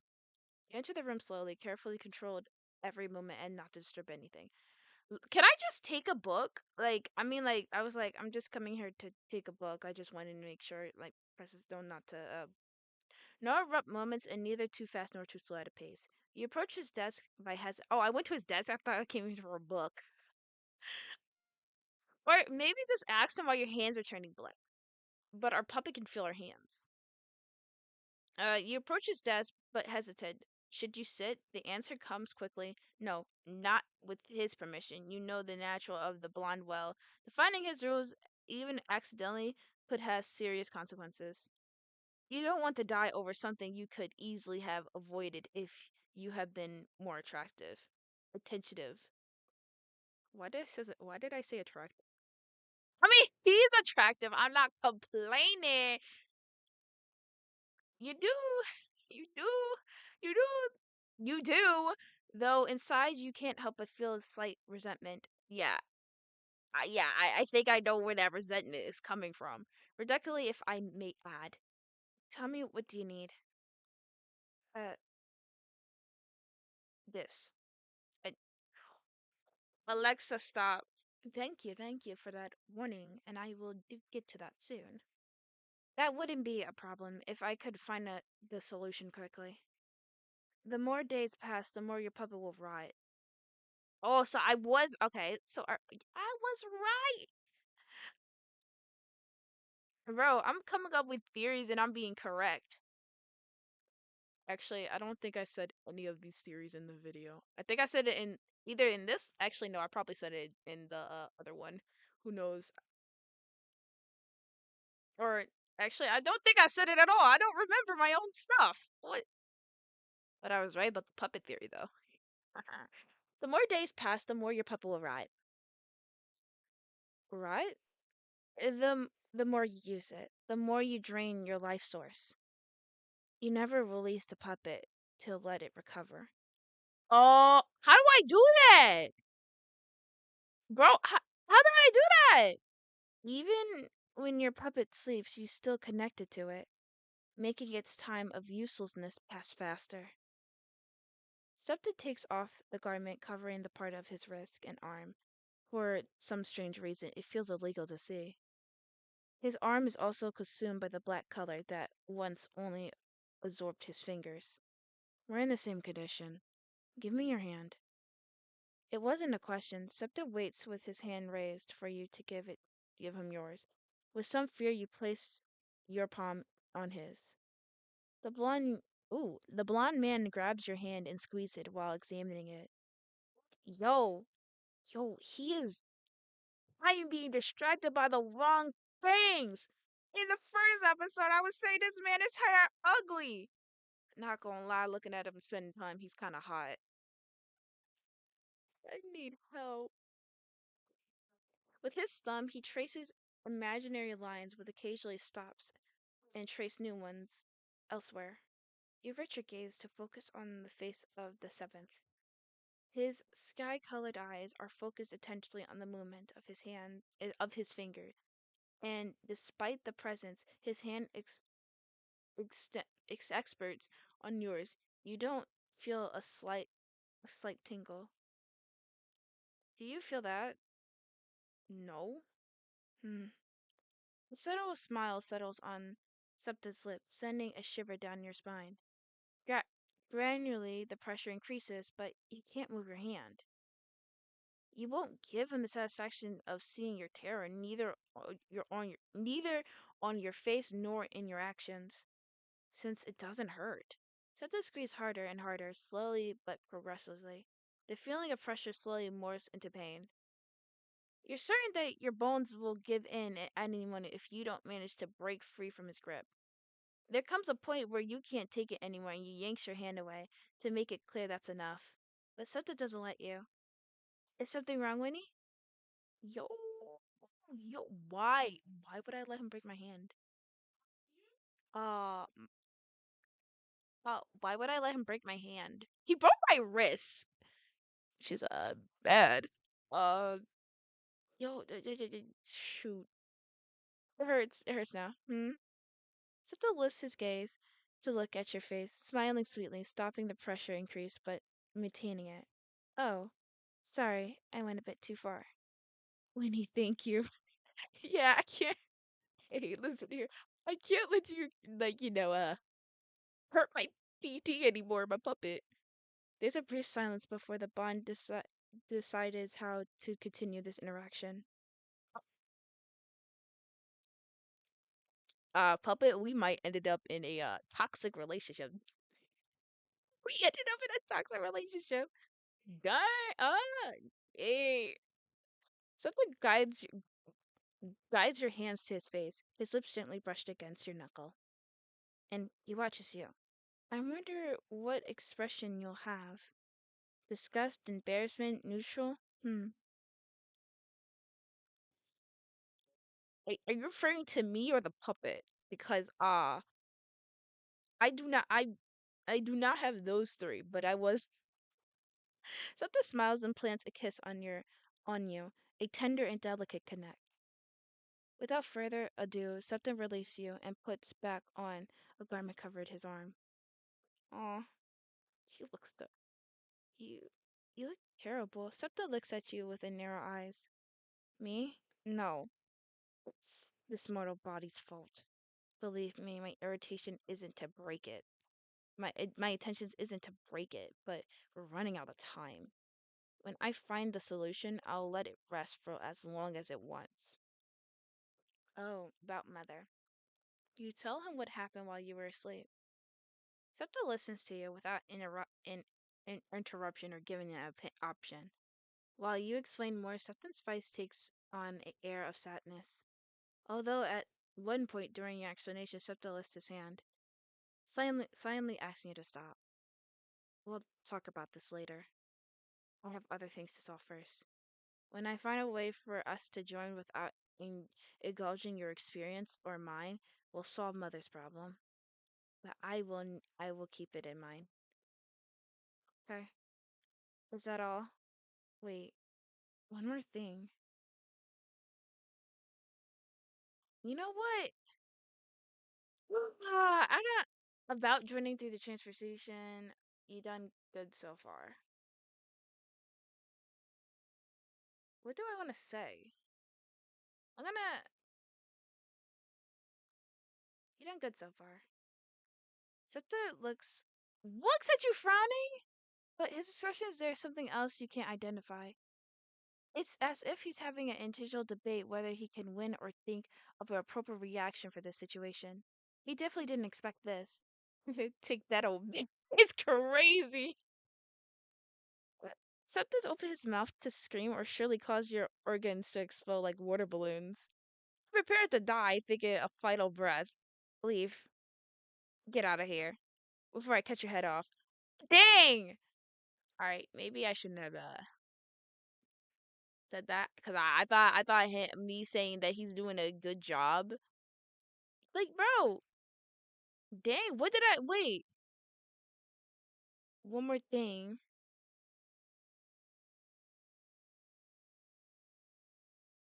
Hold on. Hold on. What did I say? What was wrong with my option? Hold on. No. You done a good job so far. What was wrong with that answer? What was wrong with that answer? He doesn't even give you a chance to make a decision. As he teleports you to a room where you sleep. Yeah, next time we could. Okay. I think he probably thought it was our puppet talking, but next time we will call him a good boy and see how he reacts. That is crazy. Just to annoy him a little bit. Not gonna lie, me and Puppet on the same brainwave because I I'm scared because he said he'll cut my head off. You lie in bed thinking that tomorrow will probably be just another day like the one you already had. You'll have to wait until Septon achieves his goals to do something more interesting. No matter how many hours pass, you can't fall asleep. And you wonder if it's due to the constant light and the lack of darkness that makes it unclear when it's time to sleep. Fun fact, devices devices and actually, yeah. Devices have the same radiation wave or like the same compound as the sun. So if you're on your phone late at night saying you can't go to sleep, it's because that your brain thinks it's still daytime because of the same radiation and wavelength of the phone light. Pretty fun fact. Yeah, right. Okay. You figure a scroll thought through the temple won't hurt. Perhaps if you move a bit, sleep will eventually come. You wander the temple, deliberately avoiding the library because you really don't want to disturb Septa any further. I called him Septa, bruh.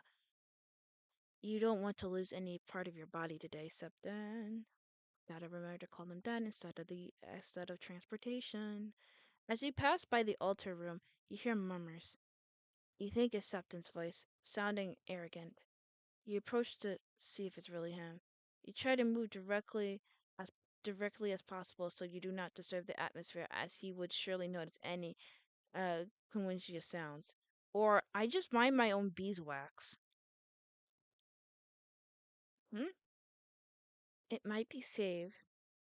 I've been working hard to find a solution. Father, please, we're all praying for you. Everyone is asking for your return. Seta isn't angry because you took her humans, and I promise that Nula regrets having done that to you. Oh, technically not. She is angry. What you mean? Oh, she's not angry. She's not angry you took her humans. I think she is, because like the way she was death staring me. It's nothing personal with you. It's just that. You remind him of. Oh, maybe I should return because I am interrupting something personal. You peek your head out there. He is the blonde, kneeling before the altar with both hands clasped together as if supplying now from this distance. You can discern that those murmurs mean it's such a strange sight. You don't know how to react.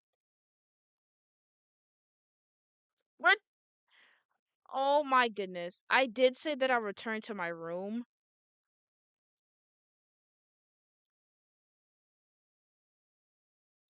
Not gonna lie, where his like cape is like blood. Uh, um, stay and listen. Seta takes a breath, meditating, and now still his hands are clasped together, looks up to the sky and speaks. I don't know your name. Nola never has been willing to tell me, but please, manifest yourself. I know you're here, one way or another. I understand that your puppet doesn't want to come back here, and I still miss it. I long to see him again and speak with him, to soothe my heart. I understand his hatred for Nola and his commemoration, but don't you think that it's too much already? I know you can undo that the derange has done and bring him back. I know you can do a lot of things. I promise to do things right this time. I promise not to board you. I promise to fulfill everything your puppet asks. I promise to be yours. I promise to do things this right time. As long as you bring him back and grant us a peaceful life. I don't want any changes. Prefer that everything goes back to the way it was before. The hell? Sounds pathetic. Oh, yo, chill. Chill, puppet. Alright, bro, puppet. I know he broke your hand, but like, you don't need to be saying all that. But if you don't fix the garden, I'll be forced to replace it, and you too change its owner. And he seems to be a good candidate. Aw, he thinks I'm a good candidate. Wait, actually, don't actually no. I am not a good candidate. Wait a minute. After everything, they are still here. I could give them control and the rights to everything within the garden. Do not give me rights, please. Actually no, give me rights, but don't give me control, because I'll be turning to you first. It means eliminating every trace of you, of fathering yours. So please manifest yourself if you don't want me to do it. Seta waits for a long time, but there's no response of any kind. Realizing he has been ignored, he slowly rises and looks at the candles on the cameronal table. Seta rises and sighs as he fixes his hair. I would. Oh my goodness. If I die here, guys, I would immediately turn back to my room. If I die here, but at least I got some lore. Lore. Then he places both hands behind his back to look in the direction where you're hidden. Do you know that eavesdropping is Tanderoach's sign of disrespect? I'm aware, but when he wanted lore, you see you see me like this and I don't like it. So don't you fall onto your rear. It's obvious, very obvious that Septa knows you're here. You crawl backwards when you see Septa begins to advance slowly towards you. There's nowhere to run. Frick. Frick, frick, frick, chill, chill, chill. You know, I think you do it on purpose. You seek out these moments either to know what will happen or because you enjoy watching this puppet suffer. No, I was just curious. Maybe the puppet suffer. Actually, no, I do not want my puppet to suffer. Please, no. You're no better than me. Oh, I am better than you. I okay, I'm no better. I actually yes I am because in another route, I was a great mother. I'm probably no better than him, bro. You're synthetic entire entity. You're okay. Okay. You're paralyzed, unsure if it's out of fear or because something has immortalized you in one way or another. He move your hand. He got some nice yo. All right, he got some nice behind shoes. Not dress shoes. Not gonna lie. Something's feet are dangerous close to your left hand. Can I move my hand? That is to say, one who likes to see. Why am I not moving my hand? My hand would have been so far out of reach. I fell. Move your hand before he even thinks of it. My first thought would have moved my hand before he stomps on it. Something places his foot on your hand, gently brushing the black of your hand while with the sole of his shoe, as if he warns you of what he'll do. This, I honestly believe you do it because it doesn't have any real consequences on you entirely, Winnie. You don't care what happens to your puppet, and unfortunately, neither do I. I could easily crush its hand. After all, I think it won't be so necessary in the future. Uh, no, I care about my puppet a bit. I regret my decision. I'm sorry, actually.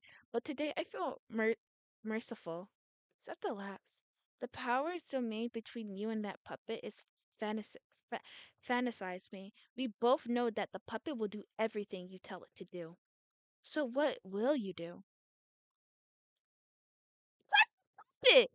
Impressive. I suppose you have some affection for them.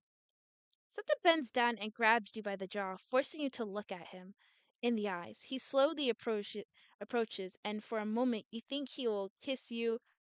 No, I was not thinking that. I was thinking he was going to break my neck. Not gonna lie. But now you put that thought in my mind, but he's not gonna do that. But his lips move to your ears, slowly brush against your skin. I would love to have this power over you, Winnie. Too bad you're out of my reach. You're in a 2D world, I'm in a 3D world. Sutta lets you go and stands up. Get out of here and I'll let your puppet rest. Oh, wait, and let your puppet rest? Oh, and let your puppet rest, my bad. When Sutta leaves the altar, you regain control of your body. Wait! Wait! Oh, snap. Okay, so he did something to my puppet. Without a second thought, you return to your room. Oh gosh. A few days passed after that, and you started noticing something strange about Septem. Now he avoids you as much as he can. The library remains permanently closed, and every time you knock, the door Septa tells you to leave. But that's not the strange part. The strange part thing is the tone of his voice. It's not what you expect. It sounds weaker and lower with every passing moment. And you fear that at some point you won't get a response. Oh my goodness! Oh my goodness. I can't tell you who's gonna die first, my puppet or your puppet.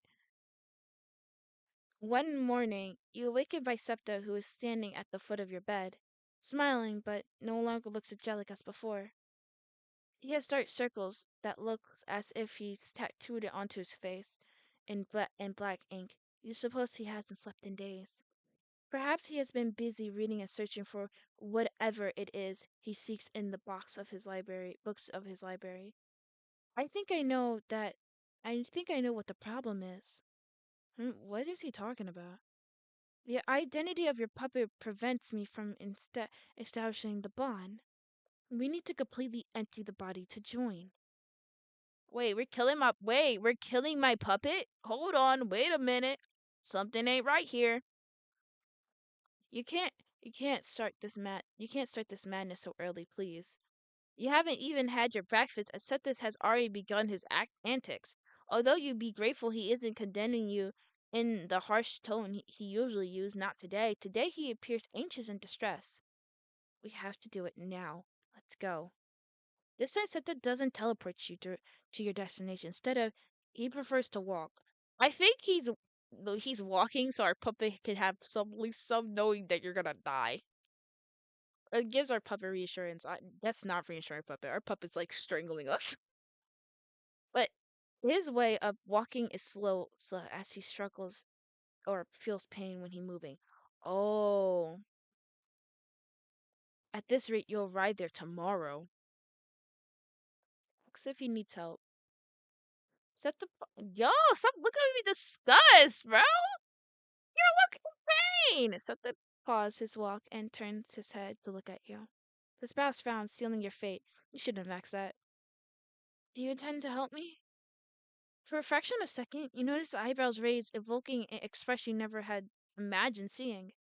He looks vulnerable, although that it almost looks interior race. Me? He acts as if he didn't believe it. You can lean on me if you need to. Septa does not respond verbally. He slowly closes his eyes and inhales through his nose before drawing closer to you. By his design not to give you anything more than that, choosing instead of to wait for you to react and accept it. He looks uncomfortable. It's clear he doesn't like this position he's in. Vulnerable and with no choice but to depend on you. With slow movements and making sure to show his all mm, hands at all. Septa watches you attentively, slowly. He wraps one of his arms around your waist, and that's all the blonde needs to tense his body. Uh, Septa places his hands on top of yours and squeezes it weakly, as if unsure what to do next. He says that he's accounted to a physical contract, or perhaps he feels some kind of pain. But if it hurts him, why wouldn't he let you touch him? No, let me go. Without further ado, he released your grasp, and in the process, his ankle twists from the misstep. If it weren't for his reflex, he would have already been on the ground. You simply stare at him. It feels strange to see him without that grace he usually exudes in his moments. And as if nothing happened, September brings his hands together. I'll be doing so, both of you teleported. I think because like him using his powers putting strain on his body. You both appear in the altar room, but you don't get the chance to inspect anything as Septa falls to the ground. As you watch from there, partially on the ground, you hear him cough and try to clear his throat. Once he has nothing left to cough up, Septa freezes. You truly believe he must feel like some degree of shame at being seen such as stable as so human. Oh, it feels a little liberating to see him like this. All right, bro. Feel like I have a different reaction and the puppet has a different reaction. Obviously, the puppet despises him, but like, yeah, his actions were kind of wrong, but I kind of generally feel bad. Like, he doesn't want us to see him in this state, and plus, like, like not just like Septon himself. I also feel bad for his puppet because his puppet's also dying, and his puppet's like suffering for his actions. So I feel bad. Oh, it feel. Oh yeah, I said that. Sorry, this body can't take it anymore. Oh shoot! He raises with difficulty and gives you a quick glance. Well, there's no trace of blood. What? There's a trace of blood on his lips and chin, and his hand. Is it wrong for me to say he looks hot in this? Like he looks hot right here. Sorry. It's serious. Seeing him blood in is a bizarre thinking that Septim might actually die. Can he even die? Perhaps his physical body can. Yo, his hands! He touch he touches the dome and giving a solid look, as if he wants to feel its warmth up close. The answer has always been here. It's part of Father. His flesh is here. Material of potential God. We will use it to create a complete divine body. Hey, so sorry. Papa's gonna die. Santa offers you his hand, and it waits for your response. I know you still have many doubts, but I promise that when we join together, you will know everything, without the need for me to explain it to you. You will see everything through my eyes. We will become one and leave behind these fatal bodies. What happens to the bodies? Mine will remain intact entirely. Yours, unfortunately, will have to die. Cannot risk any chance of Noah weakening through the garden, walking through the garden. Oh yeah, cause the mother and Noah is looking. But wait, the mother's also using this too. What? Do you suppose I'm from Nella? You're mistaking. I only serve Winnie. I do suppose I know it. Your eyes sense it when I bonded with you. He has access to you, and once you set your eyes on him, it will be the beginning and the end of the end. You must let go of Winnie. No, Winnie, don't do this to me. Seta looks at you in silence. Oh my gosh. Oh, I don't want my puppet to die. That's the thing.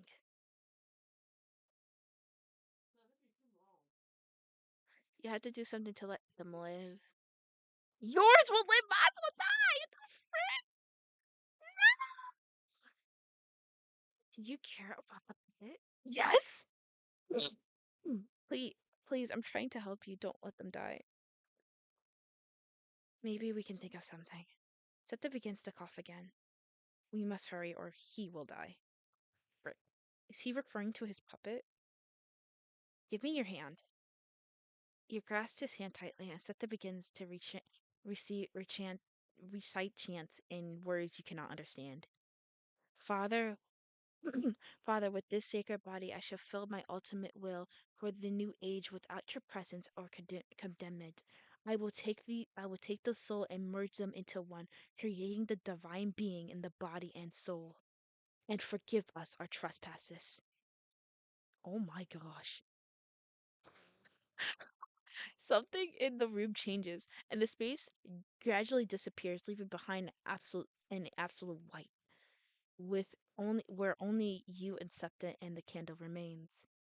Gently, the white begins to merge, give, giving rays to a smaller flash of light in dusk. The candle expands its form from each passing minute, stretching out anonymously. What am I looking at? Wait, is this Septum?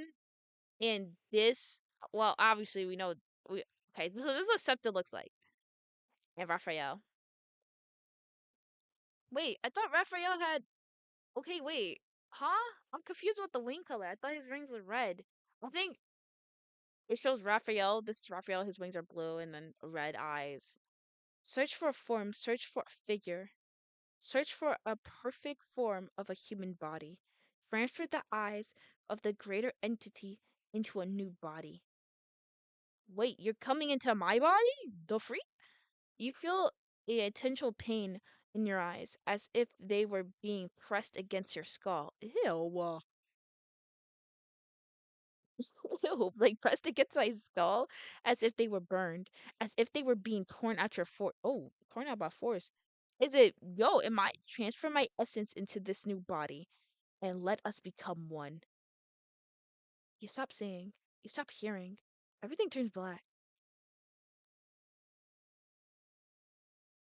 Oh my goodness. If it was nighttime, I would have got flashbang. A bunch of whiteness, a blinding white floor. Your mind is released and underlying yielding. It's irritating, and the only way to escape it is to open your eyes, but intentionally difficult as something is holding you back from doing so. You try and try, but no avail. Your eyes refuse to obey your command until something a spark runs through your entire body from feet heading. Winnie, this is gonna hurt a little. Hurt a little? Uh, hurt a little. I think us feeling like our eyes are being burned or pressed against our skull is not a little. You hear Sato's voice, but it's not through your ears. No, his voice originates inside your mind, as if he speaking directly into your thoughts. You don't have time to focus on your voice as your skin begins to burn. You feel like it's tearing apart slowly, painfully, and intensely. Then your entire body starts to change. You feel your bones or organs about to explode. Oh my goodness! And forming inside you replace those that has any imperfection. You want to scream, but you hold it in. Just when you think the worst is over, you feel your heart tear over and over again. With each attempt, it's never satisfied, never turning out the way you want. Oh my goodness! No, it has to be perfect. You try one more time, and that's it. You open your eyes, and your vision is all you see is blinding white of your mind. Fear creeps in. It's strange to see with these eyes. Something's terribly wrong. Frag. We are not fully synced. Is that him talking or wait, what who that's my puppet talking? You look at your hands and yo, they are Septa's hands now, but no longer has the deformed black hue. You're in Septon's body. Do you like it? Whoa. Am I flirting with myself? What the heck? Though we won't be like this for long. Uh, now that we have the creator's powers, I can make you entirely a new body, physically separated from mine, but connected in soul. But I need time. Meanwhile, we could say that I'm your puppet now. You can use me the same way you used the old one. How lovely. What? Oh, you have to put all your will into maintaining your body shape. Even if you get distracted for just a second, your arms and legs will begin to tremble. The fear that the fear they'll break, so you have to think that which part of the simulation to block off the order to keep the lens affected by the lack of energy stable. Winnie, I feel weak. I think it's necessary to rest my eyes for the moment. Don't you think so? Oh my gosh. Oh my gosh. Uh, I don't know who's talking.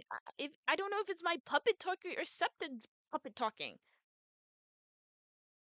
Yes.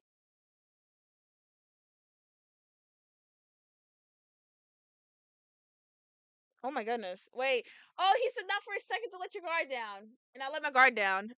We'll go back. We'll go back. We'll go back. Your body can't hold on much longer. You feel like the mass disturbing making it possible to remain conscious and present the physical plane of the garden. You would have thought having your own body would be hard to stay tame. The energy you're using right now is at its limits, making it impossible for your new body without struggling. I'm sorry, Winnie. I don't think I could hold on it any longer. We're not synchronized enough to share the single perception. That's the last thing you heard before collapsing onto the altar.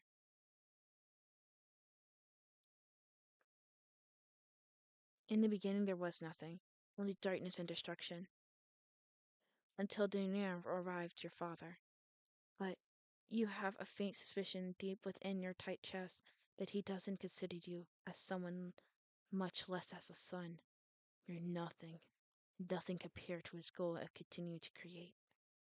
Alright, dang, bro. Dang. Tell me how you really feel.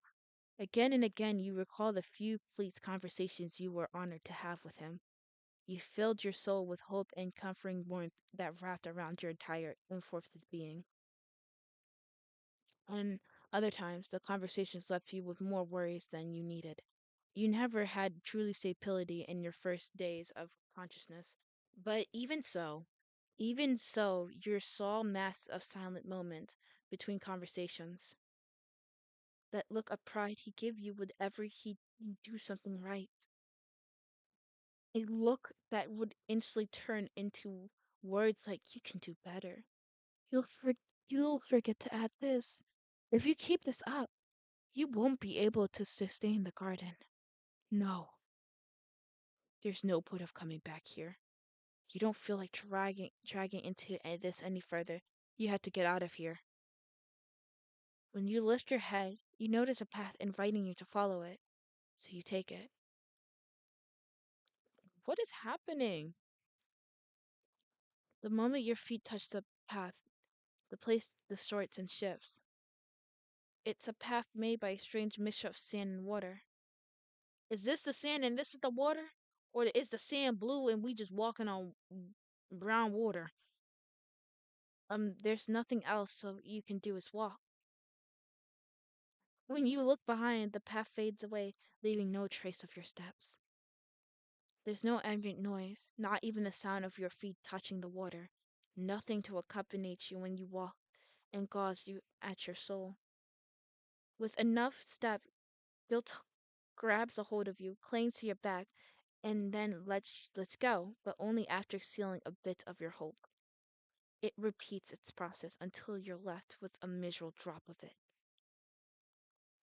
Nole told you to countless times things will get ugly when they come, and they will eventually, yet you order him to continue, to find humans, to state the Sibyl's thirst for faith by any means necessary, to not let them live in agony. In every inhaled of your body, mortal body, the thought that all beings in your world will lose their sanity once the humans are gone steals your breath away. Nole has told you many times that you can't keep using this method forever. Sooner or later, someone will come to put an end to it. Be it Father's master, a outsider of the garden, or Father himself if they arrived. Nole has always been direct. My water got cold. My water's not cold anymore. I just noticed that. Nole has always been direct, and he takes this opportunity if he can. Nole said it's for the best, that only solution is to erase the world and pray that the being comes and put the end to all of this. But no, your very reasons for being doesn't allow you to do that. You don't want to do that. Letting the garden be destroyed not only means erasing everything you protected, but every trace of father and yourself. You still have time to come up with something, to devise the plan that could solve everything. So focus on your mission as if not to fall into what Noel calls the cure for all the wounds. Maybe if the altar of the world will catch Father's attention and finally have the chance to speak with him and reach the agreement, to beg him, to weep for him as you never had before, to scream at him the things you never had the courage to say, to tell him you want to live. Dang. I'm lost and sad at the same time. That this feeling isn't born from the reason you were created. It has nothing to do with the rank of your purpose. No, you truly want to see the garden grow with him by your side. You want to possess every single thing that exists here and the things that you never be able to because of the rank of your body. You want to start living to freely enjoy life once and for all. Not the endless awakening chain to worries you can't solve, no matter how much of yourself you pour into it. But the solution keeps slipping through your hands. You're try you're tired of trying to untangle the thread that will always be bonded by infinite knots. You want to rest, to return to the days where you shared command with Father. Ooh. You walk with difficulty now. The sand's shallow, and the further you go, the water keeps you from regaining your normal pace. But you don't let yourself sink. You won't give up. You have to reach the end of this path. In the distance, you can see the end. There's a light awaits you. It must be the solution to the entire garden has been seeking. But you can't reach it yet. Until then, you will do whatever it takes to reach that place, no matter what. If you if the opportunity arrives, you'll seize it no matter what you must do. Cut off your feet, remove the water or sand that hinders you, or even make the place come to you. You're going to do it. One way or another, it doesn't matter if the other things cutting off your feet in gross, if removing the water or sand is immortal, or if making the place come to you is impossible. You will do it. Without Father. Wake him. Ah, Minnie? What happened? Wait, I don't feel you completely. But I know you're here. Dang it. You're inside me. You have access to all of me. My soul lies bare for your eyes to devour it. Aw, shit. I feel so bad. And I don't think this is what we was looking for. So why did we have to be more stable connection before? I wasn't conscious, I see. Inside my inner world we can form this kind of symbolism similar to the one you have with your former puppet. Here with me coexist. We can't reach that level of some simulation, and it's harder now that I don't have much energy left. I don't think it's thought. I don't think it's thought. Well, I have no choice. Right now, I lack both the energy and the knowledge to create a entity, new physical body for you and. I suppose being inside my body must be boring for you.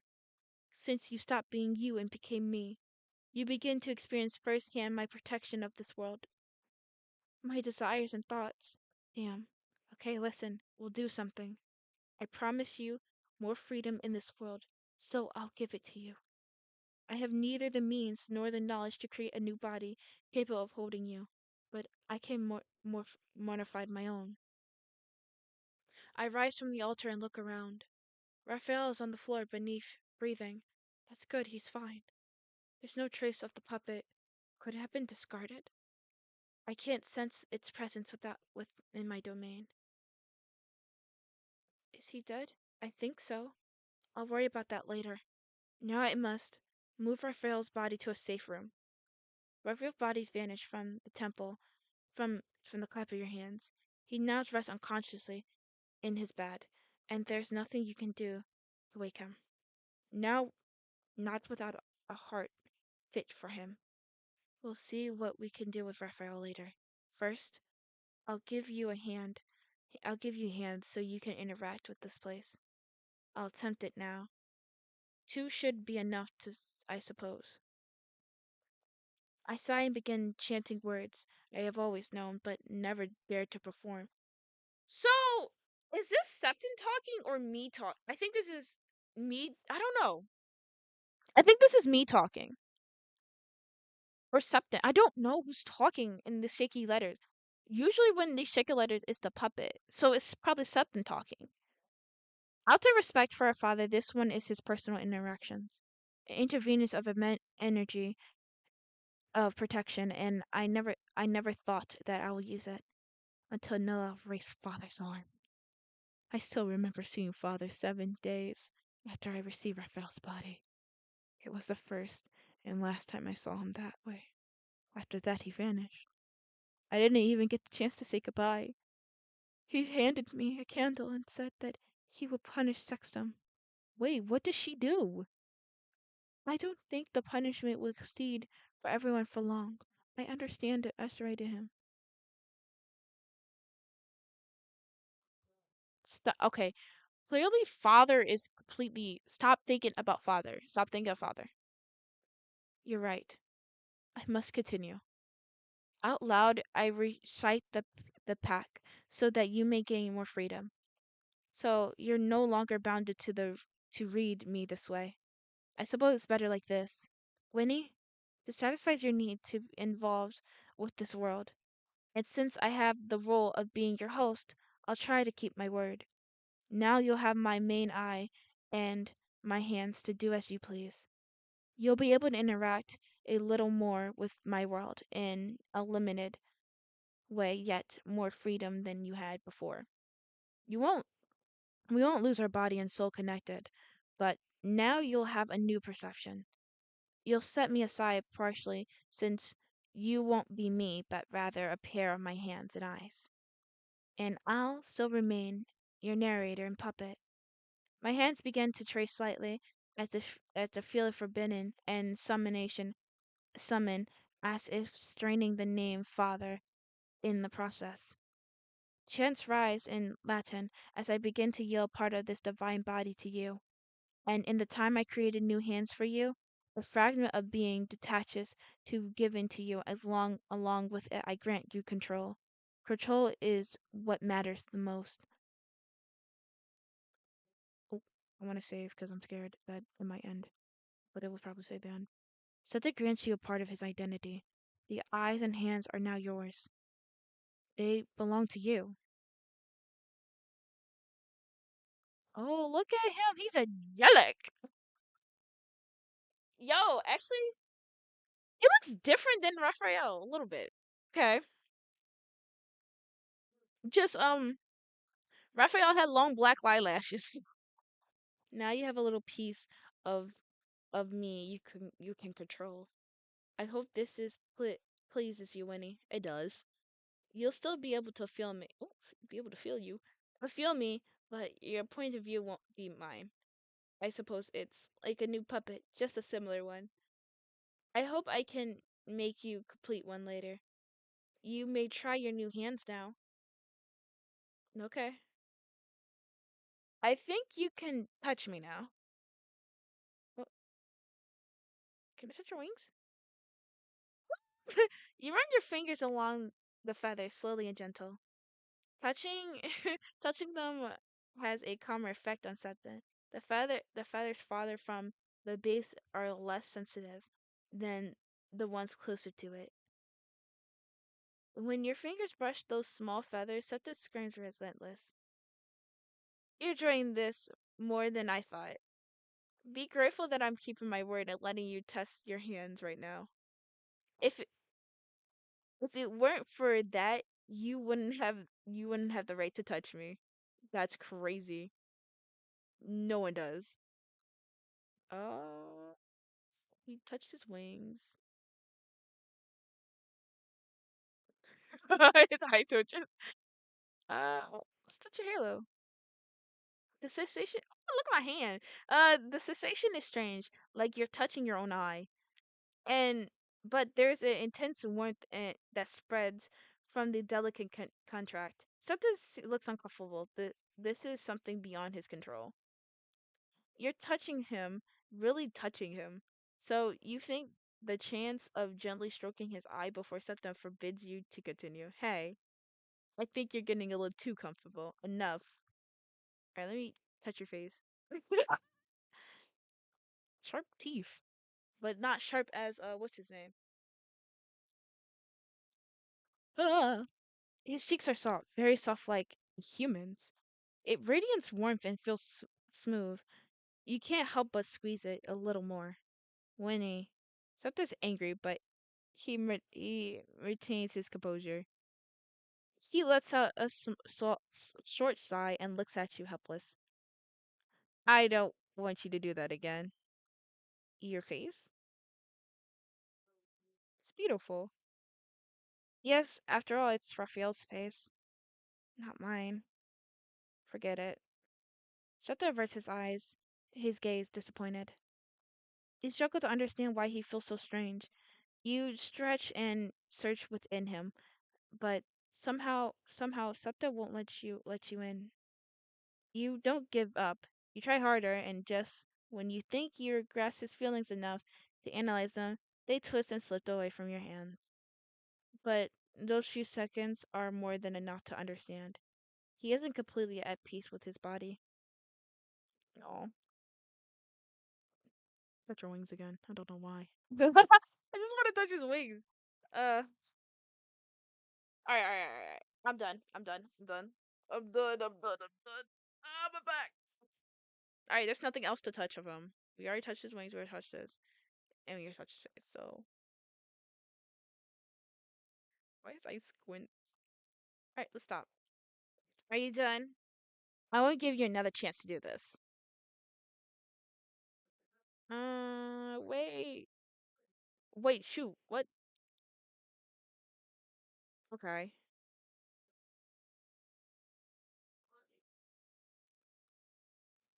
Alright, I did that. Wait. Hold on, let me go to history, because he just said Winnie. Winnie. He just said that. Your cheeks are so cute. Alright, is it the same with his? Yeah, same thing with his. You squeeze it again. So squishy. Stop. I don't like people touching my face. I won't repeat myself again.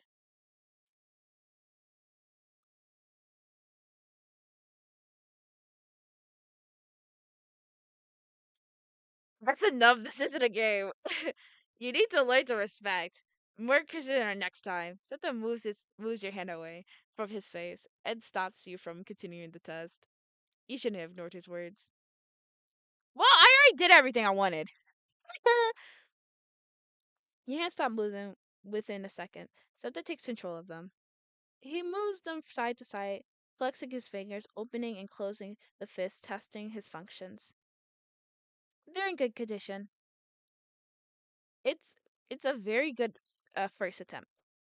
Surely father would be proud. Anyway, this is a gift. I hope you appreciate it, Winnie. Mm. Okay, wait. Hmm. Hmm. Okay, wait. He looks like Raphael, but doesn't look like him at the same time. I don't know. I don't know how else to like say it. Hmm. A silence follows his words, and Seta feels like he's forgetting something. It doesn't take him long to remember what it was, and so he asks you to come with him. It's time for lunch. Well, where else am I supposed to go? I'm in the body. He unconscious head towards the kitchen. There was a kitchen the whole entire time here? I thought he just made the food out of thin air. He walks and he raises his hand and contradicts the ingredients, but low energy stops him, making him register. What am I doing? He asks himself. Then he stops abruptly, looks at his feet, the the counter, and then at you. There is silence, both inside him and out. A short circuits within bringing him back to his senses, and he realized the stupidity of what he was doing.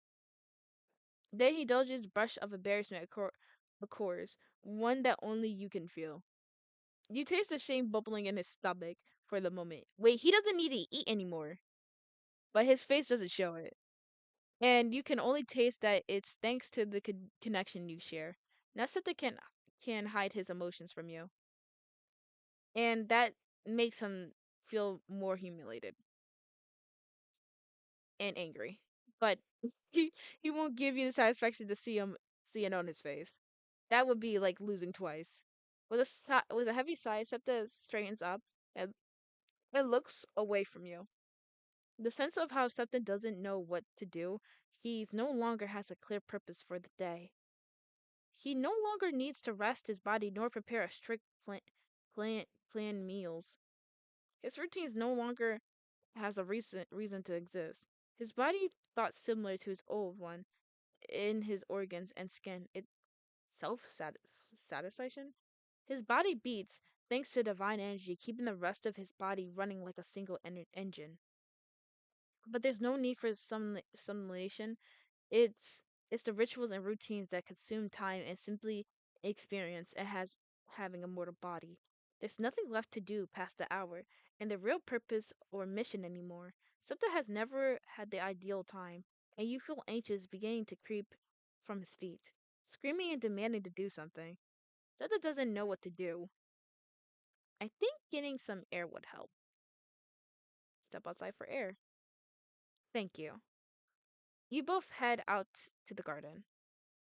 Yo, we look. Ah, wait, why is the eye crossed out? You look angelic.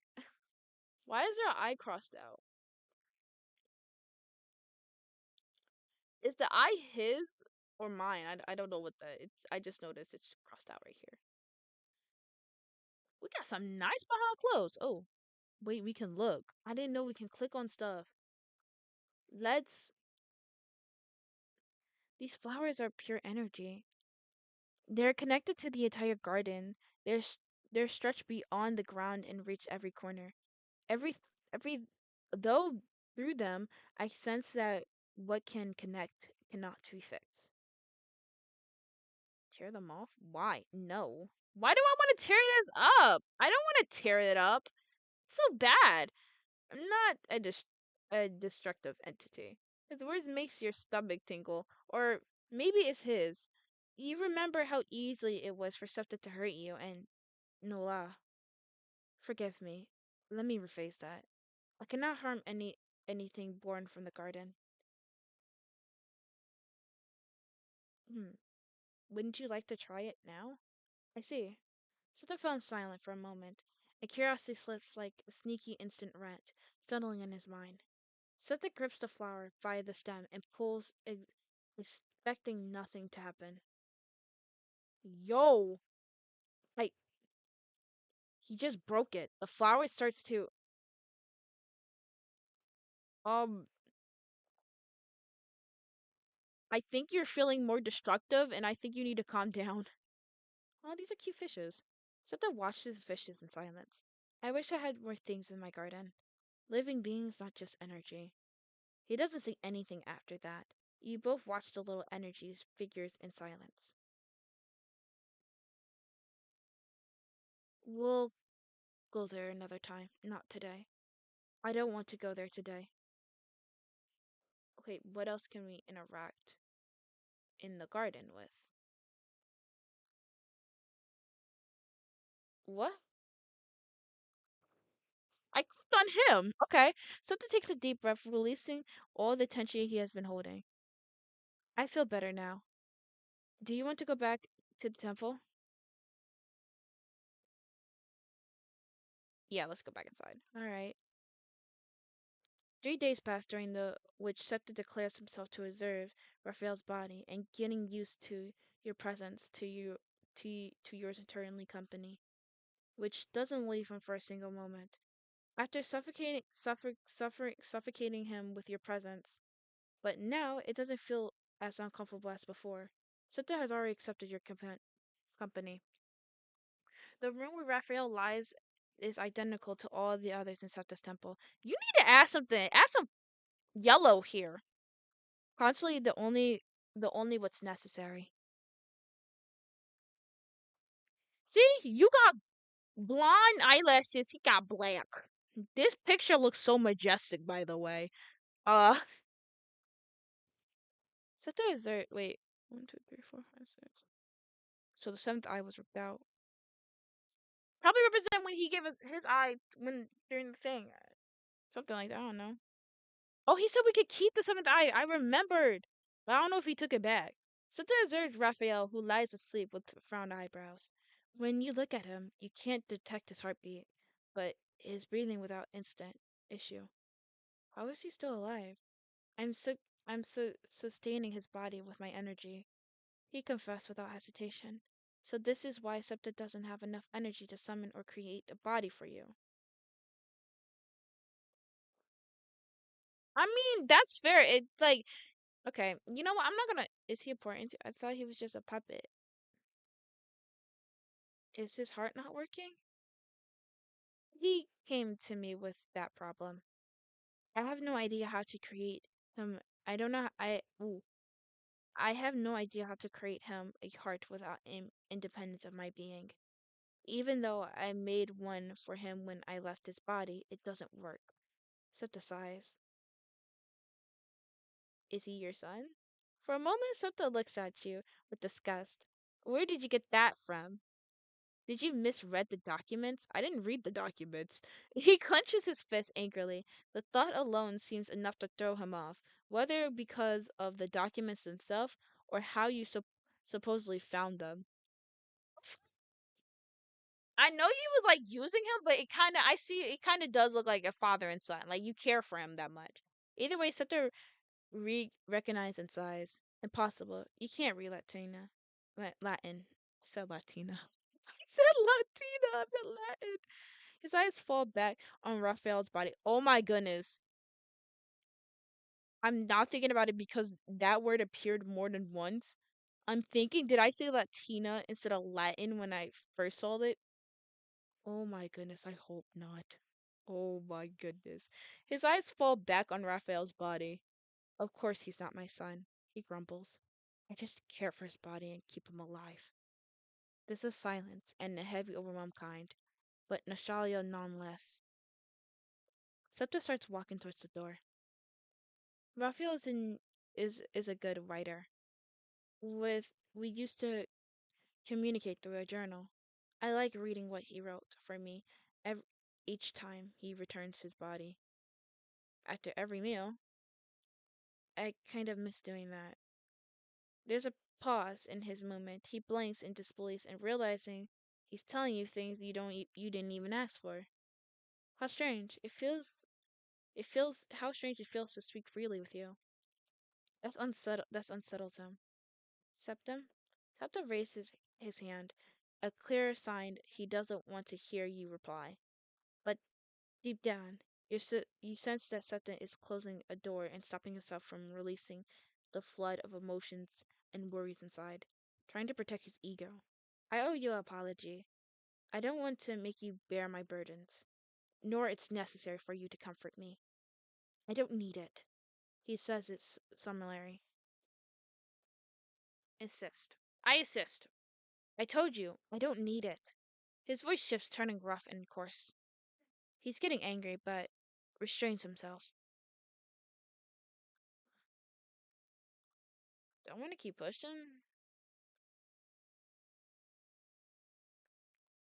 You don't understand. Or are you asking for it? I see you only understand through force.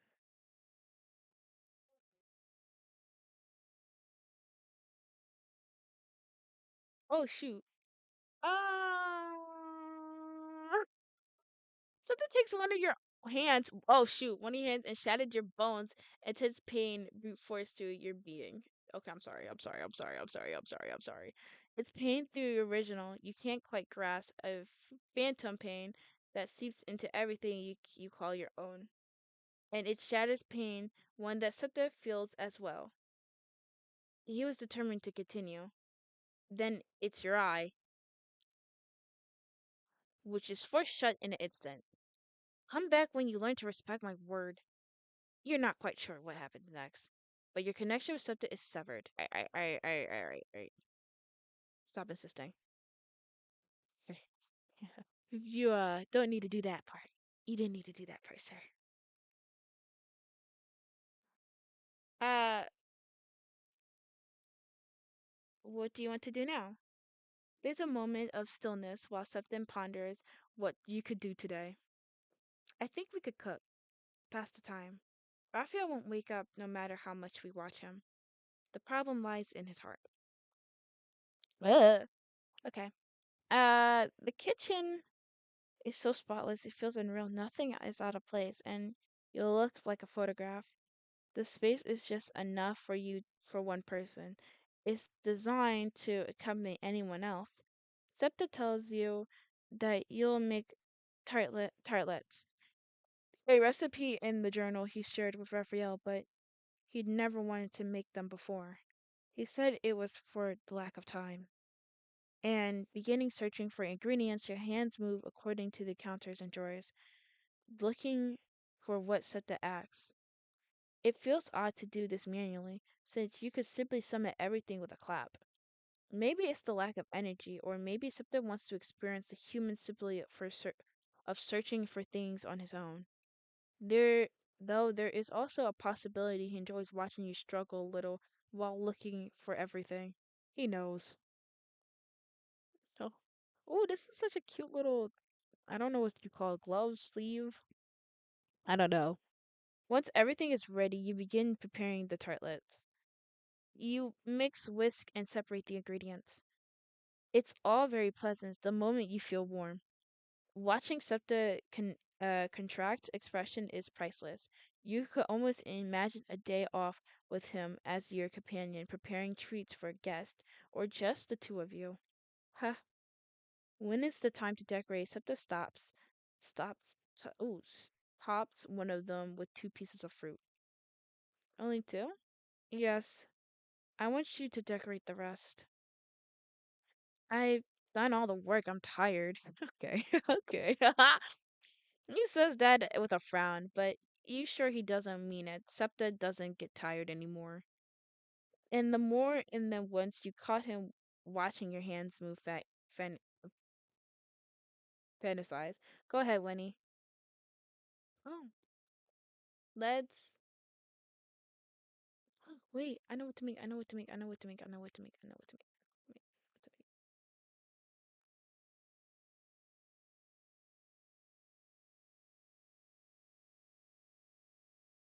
make. Or maybe put one in the middle. Put one in the middle. You're gonna make little ears. Wait,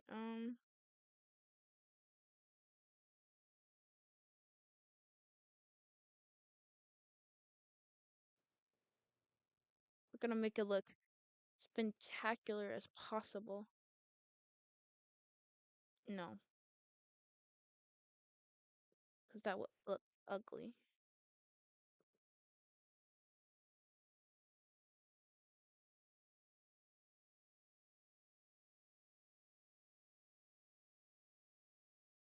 Hmm.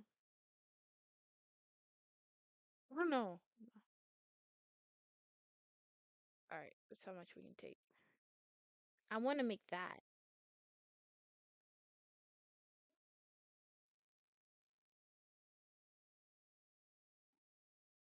Or maybe? No, we don't need that much blueberry. We gotta add three since he made two. I'm so focused. I'm trying to make a bear, but I can't. Don't know.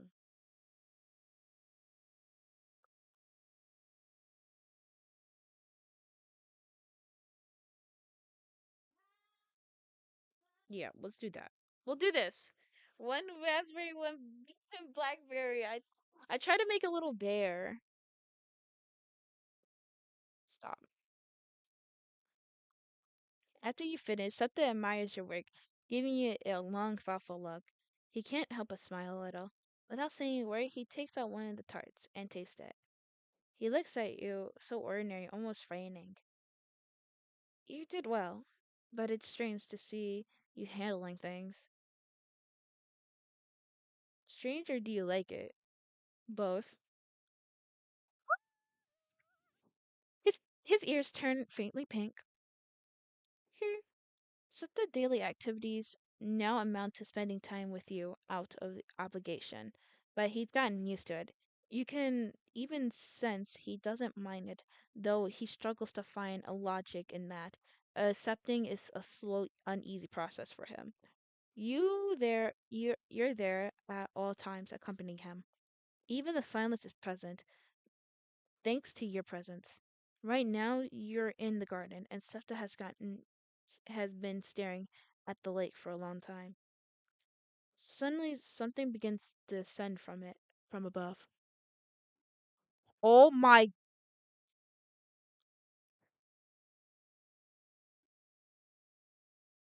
It's a spider. Uh, you look at Sefta and it feels it instantly. Something bothering him. Something that has been growling at him ever since he gave you hands and eyes. And the discomfort only grown. But it isn't about the constant presence. It's something else. Is something wrong? Yes. I think I made a mistake. Now I have you with me, I understand your puppet a little better. But at the same time, I like you to exist outside of me so you could have your own role. A bit more freedom, intuition. With me, you're bond to me at all times. You don't have a body of yours, your own resentment, res, res, rep, represent, what? I can't speak. What? At least your puppet is easier to achieve the intuitions that was its purpose, no context, no story behind it. Behind Hala, ready to inhabit by you. But at the same time, it has clear fixation and desires, with clear ideas and emotions that weren't your own. Nothing adjusts. Seta hasn't is unsure whether to tell you what was really bothering him. It's something about Nola. Ashamed of his identity to choose his words, while he tries to filter his connection. Even with a name you've given it, one that might be yours or maybe one you made up. Is Winnie the name of yourself, or is it just a name given the puppet with nothing to do with you? Does he want to know your real name? Oh, it's the name that represent me. It's was the puppet's name. Winnie's actually my channel name, but my actual name, I y'all seen it a couple of times on my channel, but it's it's the name that represent me. Good. I like to call you properly. Names are important here, and yours is no exception. Okay, I'll keep calling you Winnie. Winnie, I think we should take this a new beginning. I want you as my companion. I think enough time has passed to decide whether you're fit for the role or not. You're you've stayed this long after all. I've been thinking that I believe when you're connected to a puppet I given to you, the worst impressions possible. I apologize if I offended you, but to me the puppet was never mine. It was a subject nor an entity of the garden I meant to protect. The puppet was linked between you and Nole. It was never to my liking, and seeing it there was that face and that human scent. It was difficult to resent my temptation to break it. You felt Septem flinch slightly as he recalls the scent of color of blood. Septa exhales, holding himself back from saying too much before curling his lips into a sideways smile. But now that thing is gone. Now it's just you and me. And I'll do everything I can to give you a complete body, not just hands and eyes. Septa glances at your hands for a moment and clenches his jaw. I want to show you something, but I need you to take it seriously. This place is not a game. Okay, I'll take it seriously. Septa clasps both his hands together and recites a few words in Latin. I almost said Latina for a second. Oh my goodness! His chance ends, both of you transfer into a pure place, staying only by your presence. Coming here always calms me. He says into the air and not expecting a reply. Then Septa gestures with his hands. A spear with the size of a ball begins to rise from the ground, levitating until it hovers before your eyes. It's another appearance, another until until 8 spears surround the space you shared with Septon. You may touch it if you wish. Okay, whoa. Which one do I want to touch? Uh, let's go with a big shiny one. Let's go with this one. Okay, that's the sun domain. All right. I would just went with my favorite color. Uh, that's the sun domain. Behind curly at the residence of his wives. Yeah, 3 of his hot wives. Seta points towards the red and pointing besides 3 smaller ones. The rest. Seta moves his finger across the other stars and scatters throughout the spears. There are many. I didn't read that. They're his subjects. So the more stars you have, the more subjects you have. Let's go to this one. This one has no stars. It's a dead domain. There's nothing much left of it. And Tara can't do anything until the garden heals. When we talked much and searching, Tara came to the conclusion that the curse is self-inflicted. It will remain until she heals. What curse? Seta watched you in silence before answering. Every fruit born from the garden carries poison and belongs to Tara. They can't be eaten unless you break their seal. You feel a bit of sorrow for her situation. You assume that she can't control her grief or anger, so her emotion state shades of her domain this way. How complicated. Now that you see the garden doesn't have a single problem. Rather, it's the web of many things intertwined and affecting everything from the smallest to the great grand scale. The garden feels like a sick body, and the vital parts are doing all they can to keep it alive barely. Oh my goodness! But that the that the whoa, that defense isn't enough. The garden needs help from an external agent. Medicine, a pill that grants it just enough of what they need to restore this function. Okay, so I think this is the moon. No, this is the moon. No, I was wrong. I was so wrong. I swear. Hold on, no. This is the Resign's Deuce. She always working, training her stars. There she is. Septa guides your hands with the leading towards the deuce, and you realize she's the largest 8 pointed star in the area. It's the one few domains haven't shown any signs of trouble, all thanks to her. So this has to be the moon. Or or this is the dude with like Quincy? Or he points to the star with 2 8 pointed stars. Quincy, oh, I was right, Quincy! Quincy needs help. That's why Tara spends most of her time her there. Every time I visit, I see him healing some animals. Tara curse won't stop. Okay, so is this one the moon? This one is Quetta. The it's most of this one of the most beautiful domains. You didn't go into depth. Which one's the moon, girl? There's only one star in this domain. It doesn't shine as bright as the others, and its pulse is slowly. Is this the humanity girl? It looks terrible. And Septon says nothing, just stares at it in silence. His expression is on the verge of breaking at point. It's sorrow. I think it's hers. And this is ours? This is Septa's domain. If you look closely, there's no trace of subjects anywhere. Only your soul and Septa exist within this space. This is us. Where's your puppet? He's not a subject. According to the map, he doesn't exist.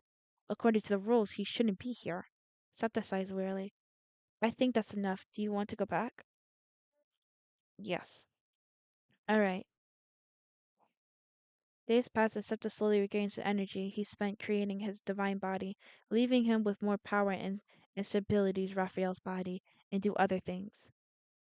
With that, Septa begins to study and regain inconvenience, practicing on various parts of human bodies. Most of them are hearts. Oh, so that's why he has so many whatchamacallit. That's why he has so many human books. He also has meetings with Sexum, though he never leaves his domain. During these meetings, you leave a few things you don't know before. For example, not just any human can live in the garden. They must be created by Sexum, otherwise they won't survive long there. They'll die after 7 days. When can I remove your seal? You'll be able to return to your domain and create humans again. Does he really think it'll be that easy? I can see the seal you have within. Once I learn how to break it, it'll be easy for you to create them again.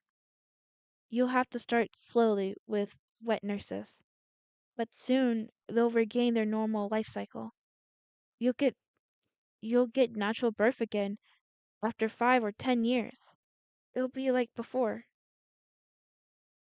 Do you think father will return if he finds out? What if he punish us again? But that won't happen, Sexum. What if the others find out? It would be our fault. It wasn't our fault. It was Nala. I shared that blame too, but not not just Nala. Sexum. Sexum doesn't stop. Even though Sexum is already looking at her incredibly. Are we going to have to make another excuse like a fake child's birth to cover up the theft of the body? Because as far as they know, father left out of boredom, not because you bought a body from another world to use as a puppet. Oh, wait! She knows he left out of boredom. She's just taking the blame so they don't blame father for it. Wowzers. That's a lot to process. Sexam. No. Septon, listen to me. We're exposing ourselves. Nala could have opened his mouth and sealed your fate, or father might return to impose even harsher punishments. Promise me that if we go with this, there won't be worse consequences. If the council ever finds out, you can be surely they'll come for your head. And if father comes back, believe me, it won't be to give you a hug. Sexton pauses to look at you before continuing. Sexton, uh, Septon, I swear, if this doesn't work, I think it'd be the best to listen to Nala. Septon lets out a short laugh, discernment in her words. You're insane. No, Septum. If this goes wrong, it'll be better to end everything than watch this entire garden turn against you. And since no one can hurt you, they'll find another way to make you pay. I'll really hate for you to go through that. Whoa, Sex Tom sobs. The conversation slowly fades, reaching to a point where everything that needs to be said has been said. All formal tellies were sealed, but Septum still needs to speak of one more thing. Something he hasn't let you see, let alone confess to you. Because you probably won't understand it as well as Sexton. One more thing. Sexton only watches him, very critically beat but silent. I think you need to know this. The rank I have now allows me to cause harm. Sexton opens her mouth to say something, but Septum waits. I think I've been saying her name wrong and I've realized it's a A. Sex Tom. Sex Tom. But she can't find her voice and chooses to choose silence, avoiding his hard gaze. It's important that you know this, and if anything ever happens, I need you to stop me. Sexton presses her lips together, gathering the courage to answer his request. You know, there's nothing I can do. I think it's better if you made the request to the entirely that's with you. A silence falls, but Sexton understands. I must go. I'll be watching, waiting for you for news. Without another word, Sexton vanished through the door. And just like that, you said you're left alone. You tried to speak, Sexton, but he asks for a moment alone. So you withdraw from the library. Okay. So we're gonna end it here real quick because I have to go and I'll be come back. I hate that I'm splitting this up. This is probably longer than my other thing. Dot dot dot dot. Some days you get bored since Septon does nothing but read and search for ways to break seals. Sometimes he reads out loud to you, but most of the time he asks for silence instead of you observing his progress. Watching him fail is something you never tired of. Every time he fails to make or break a seal, something clenches his jaw so tightly that his teeth grinds automatically. And from time to time, he slams down on the table, never looking your way. But he keeps trying. Even when he succeeded, if he's noticed the slight imperfection, he destroys it and tries again and with greater effort. After about hours, Septon finally celebrates as the seal he's been struggling to break dissolves into smoke. We did it, Winnie. Who's we? I was literally just sitting in the background. Uh, Congratulations. Septon smiles faintly, feeling a small flutter in his stomach at your response. Then immediately he feels puzzled by his own reaction. He hasn't felt this way since Father gave him feedback after creating the symbols. You did a great job. That strange sensation in part of his stomach returns. I hope you're not saying that mockingly. Septa turns his gaze back to the table. After a brief moment, thought, he sighs. We can begin the reconstruction. He says it as almost in disbelief, breathless. Good. He inhales slowly before revealing what he has been thinking. Winnie, we have a meeting tonight with the council and the symbols. What for? We'll begin excluding the plan. But first, I have to report this, so that everyone starts keeping their domains in condition to receive humans, once Sexum can make them. Septon stares at you, debating whether to keep talking or stay silent. I have given, I have, I have something to give you after the meeting. I think you deserve it. He confessed it very seriously as if it was a secret, yet deep down within you, you can sense a flicker of excitement. Will I get something? Are you talking about a reward? Do you really think do you really think you deserve one? That's crazy. No. Hmm. Yes. He finally says taking your left hand as wh- he says he finally says taking your left hand as if he strokes it, his nails brushed against your skin, dangerously close to sinking in. You deserve a reward. You've done everything I asked you so far. I, because I'm stuck in the body. I don't know what else I can do. You forbid me from like touching your wings. His body leans into your field of view, blocking everything but him. I think giving you a body would be a great reward, don't you think? Heck yeah! Damn. Uh, I'm debating in this game if I should make you my first husband. Um, hey, sun god, we might be having a little bit you might be moved down to second. Is how he's looking majestic. I'm sorry. Septim passes the time in the library reading to you. This time it's children's stories written by Sexum. Before beginning, he explains that when humans still existed in the garden, Sexum used to mingle among them to find inspirations for her writing, and how he used to watch her from his domain back when he still lacked a physical body. He looked proud as he read, a faint smile lightening his features, giving him as almost an eternal air. His main eye stayed fixed on the pages, while the others sealed for glances at you, now and then, just to make sure you are still there. Such a voice was when reading all loud is sweet, extremely sweet and warm. He he covens the emotion of each story so perfectly. It's as if he's reading them all before.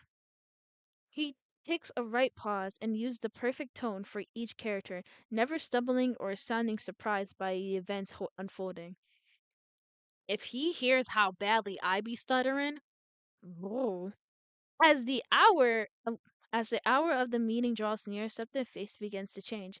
His main eyes narrow, his mane drifting towards to what's to come. He should be getting ready by now, but he prefers to finish at least one last story. There comes a point where his voice stops reading the words on the page. His eyes close completely, as he senses the first pair of guests entering his domain. His eternal expression fades, his lips twisted to one side. Sutton snaps the book shut and clicks his tongue. He stands to set the storybook aside on his desk, next to the papers he used to break the seal. That is all. Both of you and Sept, Septem, can sense more entities within the domain. It's time for the council, and the symbols that have already arrived, waiting for Septem to arrive so the meeting can begin. And they're going to ask what happened to my body sooner or later. Then he looks at you, his expression's turning ex- exasperated. They'll ask about you and why you look like this. How I hate I hate them. Dang. With a final sigh, Sota begins fixing his hair. With a single gesture, teleports you both to the meeting hall. God damn. I'm surprised you're not sitting next to your girl. Bro. Hold on. What? Who's you? Who's you? I know everyone else. Actually, who's you too? Wait a minute. I know you. I know you. I know you a bit. I know you. I know you. And you. One, two, three, four, five, six, and then we're seven. Who is A, B, C, and D? Who are y'all? Who are y'all? Countless eyes fall upon you. I do not. Good evening to everyone present. I appreciate your attendance. Septa steps forward, and the silence in the room is and heavy. All the council entities stare at Septum with disgust, barely hiding behind the horror. The symbols on their hands watch with him quietly, waiting for him to speak. One of the council members losing composure and speaks without being given permission. And what is that entity beside you? That's not the Shut your mouth. I haven't given. Oh dang, who's talking? It has to be one of these backgrounds. I don't know who they are. I'm betting it's you. Maybe I'm hella wrong. Shut your mouth. I haven't given you permission to speak. Insolent. Dang. Okay. I'm just gonna let me fade into the background of your subconsciousness because this is awkward. He don't even look like he wants to be here. She's still looking mad as ever. You're just smiley. I don't know what you feel. You're just doing your job, and he's just existing. The entity glances in pain, and Septa lets out a dry laugh. As you can see, I changed with that change. I decided to share this garden with one of who truly sees us. Um, Again, this is a bad idea giving me control. I'm dead serious. We can no longer keep waiting for father. Some members of the council whispers anxiously to their simples. I haven't obtained an absolute rank thanks to our new savior. Uh, we're gonna end up doing some terrible things, and we're not gonna like. Okay. And with it, now I have the power to destroy and erase every curse that was placed upon us. To anyone who disagrees with the change of command, I condolently invite you to step down. What? Invite you to step down. Oh, this garden was forgotten by Father, the one who abandoned us. But starting today, our new era begins. Enter domains will be redestructured to prevent a second downfall. You will no longer have to answer to an absent creator. You will answer to Winnie and to me. Maybe just you don't have to put my name in there. Like, I'm just like chilling here. Whoa, dang. Okay. Wait. Who made this table? Subject glides his chair and sits down with grace, and grows with every moment. Once settled, he claps his hands together and studies of his audience. Does anyone have any questions? The same entity that was forced to be silent urgently raised her hand. Go ahead. Subject grants them permission. As soon as their speak is restored, their lips part. Okay, then leave. Shit. Well, damn. I'm just gonna keep going. You. uh, And what if we refused? What if this new master fails to meet the symbols to of the previous one? Well, is it okay? I don't know. You know what? I'm just gonna be quiet. They look around searching for support. Are you really replacing the creator so easily for some nobody? I mean, they not wrong. I okay. Technically, like in this world, I'm considered a nobody to y'all, cause like y'all straight up don't know me. But like, yeah, I see your point of view, cause what if something bad happens? They can't manifest a proper body and they use you instead. Um no, in defense. Okay, we could all right, yeah, shoot. Not gonna lie, whoever is talking, they get on my ass right now, bro. They really frying me. They speaking facts towards me like damn. Damn. They can't even manifest a proper body and they use you instead. Please, what kind of power are we even talking about? Yes, probably asleep. The air thickens. Septa eyes narrows, his hands raised in a clear amen and repulse. Oh, shoot, we just in the background. What the freak you want us to do? Do something stupid, Finn. Septon, stop. Septon, I don't want you to kill anyone.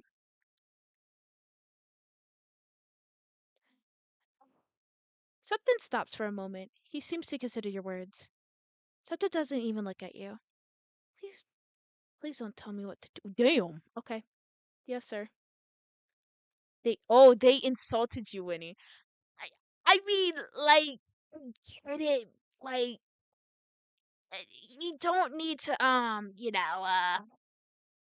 kill them. Like, we're trying to, like, do this peacefully. I want peace. We all want peace. I won't let it go. He, glancing coldly at the entity, snaps his fingers. Oh, oh my goodness. Wait, was it the same person I guessed? Wait. Was it the same entity I guessed? Wait, we're gonna go back. We're gonna. No. I don't think I guessed the right entity. I'll show in I'll see in when editing if I guessed the right person. A liquid begins to pour from the entity's mouth. Dang, it looks like blood or juice. He's bleeding juice, guys. The septid's hearts begin to beat What? The Septon's hearts begin to beat, and considering that he realized perhaps for the first time that he truly harmed one of his own. But remorse does not come immediately. Everyone at the table reacts with horror. Even the symbols, everyone except one, Saxum, on the other hand, presses her lips together and shrinks back, lowering her gaze, disappointed. And that's why I was trying to tell him stop. It's not my fault. Saxum, please. I mean Sextum. Is it Sextum or Sextum? Sextum, you gotta believe me. I told him not to do it. Oh my goodness. There have already been two Offerson offenses. Next time it won't be only your tongue that I'll tear. Whoa. Oh. Oh. Oh. You took his tongue? Oh. Oh. Um.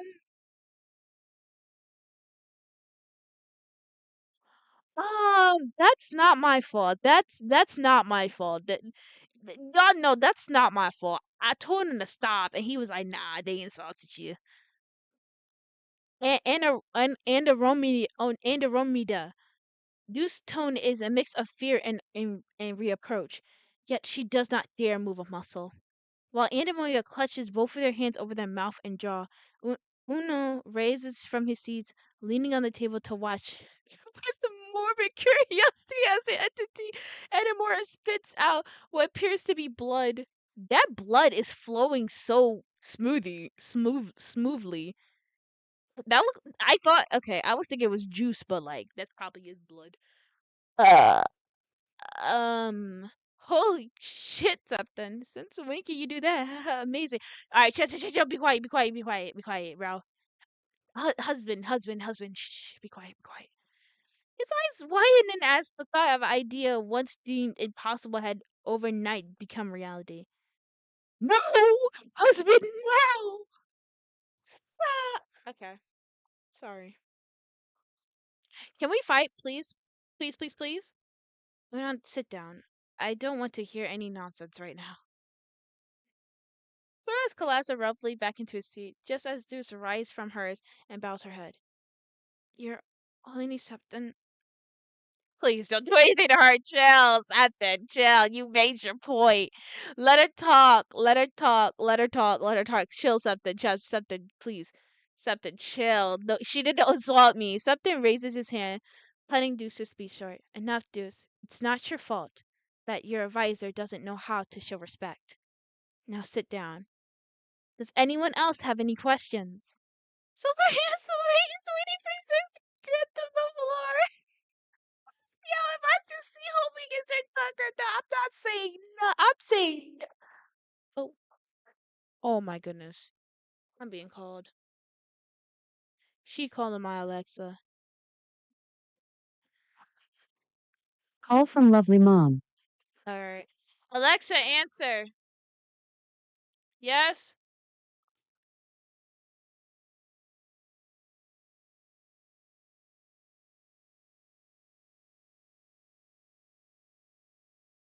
You can hang up.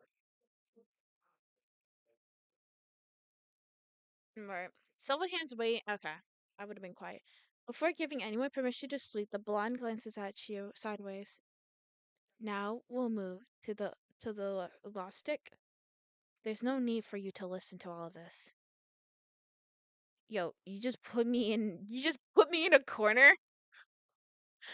When the last council attendant leaves the domain, Septum searches for you for your eyes. When he finds it, with his glance, he smiles and calls you over with a slowly hushed tone. He takes your hand in his and softly says, "I believe you earned your reward. Come with me." We go into the I don't what is like he put me in a corner. He was like, "Yeah, I'm not gonna let them listen to you and insult you anymore. You being put in the corner, but you're not in trouble." He doesn't make you wait, transporting you both into a pure zone, a body, the identity. Both things go hand to hand, don't you think? That's right. If I give you a new body and decode it myself, leaving you no room to make any changes, would you allow that? Wait, he makes me. Ah, okay, sure, why not? Yeah. Hmm.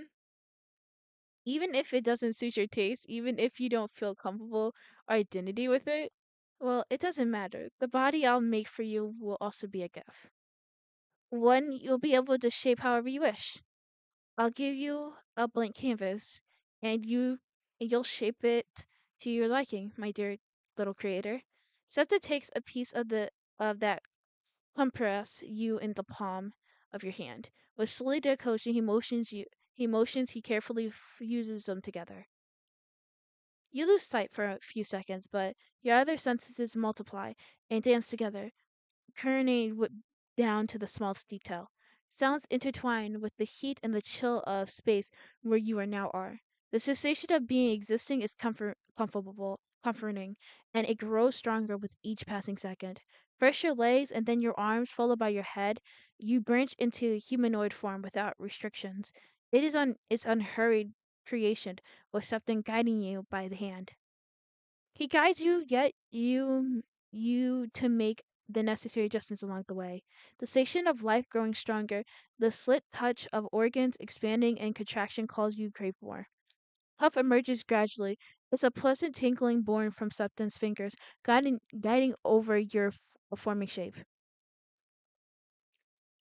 I'm Hugh.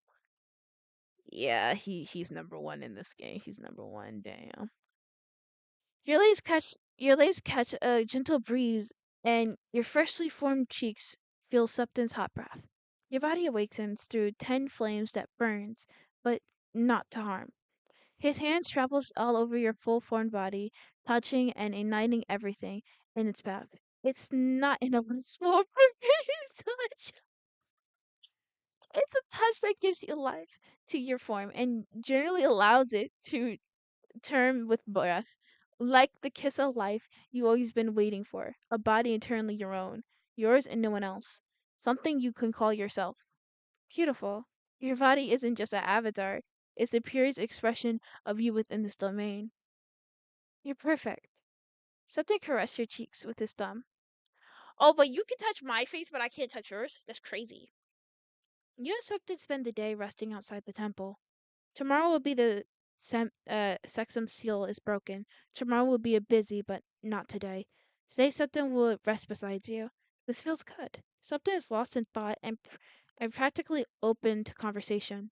When you grow tired of watching the scenery, you place your hand on something's shoulder, getting his attention. He turns his head and reveals a fragment of what you've been going at his mind. Now that you have your body, Nalaj could appear and steal you away. I seen what he is capable of. I seen it within the lines of the code. I don't have access to all of it, but I do have access to what you already played. Wait,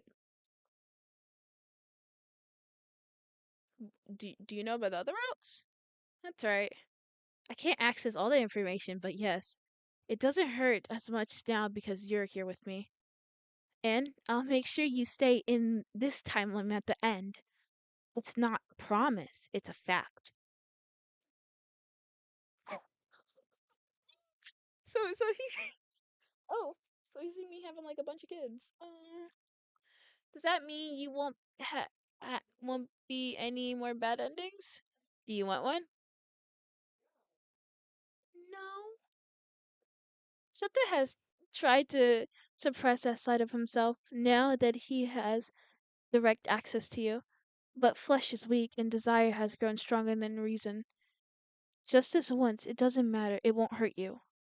And for the first time, he can admit that he misses when you had the old puppet, and the one that was never truly a reflection of them, the one that felt, that cried, that would have given everything for you. Septa takes a breath, trying to calm himself. No, not now. He can't lose control now. After all, it's you, and he has no wish to offend your possessions or fleeting desire, unless you wish otherwise. He could try one more time, just once more. Are you sure? I could give you one. After all, you return here with me. Septa smiles with a hint of compliance. He wants to see it too. All right, yeah, I'll come back. I'll come back. I'll come back. Sure. Okay. Okay.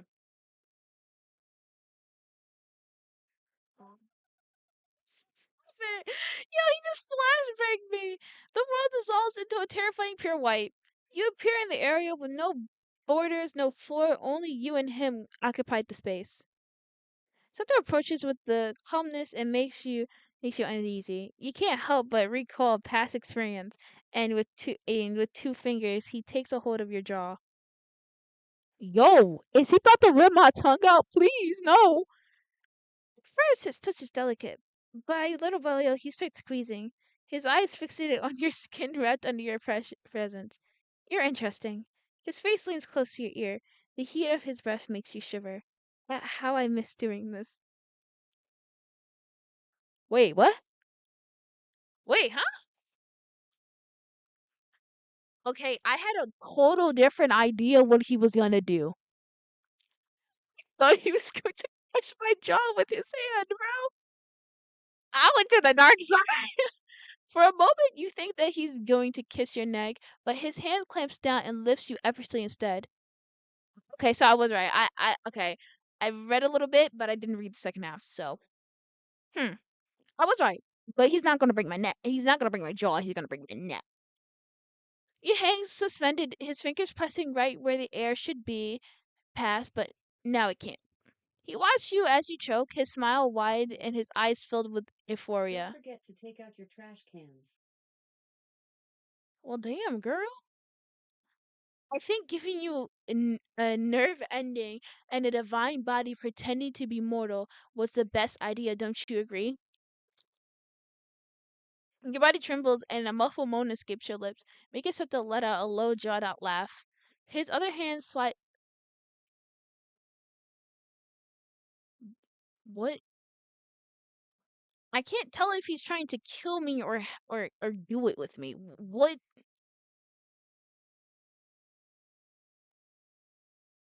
Wait, which one is happening? I think he's trying to kill me, but in the sexiest way he could possibly can. His other hand slides down to your thigh, gripping it tightly, his nails sinking in and tearing through any skin they find. Hmm, I think I have grown bored of playing with your hands. What if I try your legs instead? I could tear it off or break it. There would be so much blood. Suddenly he lets go. Oh my gosh! You collapse onto your back. You cough and gasp for air, trying to steady yourself, but he already is on top of you again. You know there's a alternate artery in your thighs called the formula. If I cut it, you'll bleed to death in minutes. You're not wrong. That's actually true. But you wouldn't die immediately. His voice softens. I could cut you and watch it as it happened, or he raised his hand and, without touching you, brings it close to your chest. I could simply take your heart and taste it right here. Oh my, oh my goodness. What kink do you have? I'm scared. He hasn't even touched you, and yet you feel it. His fingers sliding through your ribs, crawling around your lungs to find your heart. It would be more intimate that way, don't you think? Uh, I don't know. Something stops right there. He watched you closely, as if waiting for you to cry or beg, as if he longed to hear you say no, because then he can mock you, call you a coward. His smile curves sweetly. Will you give your heart after all? I'm the one who built it. It belongs to me. I don't want this anymore. I mean,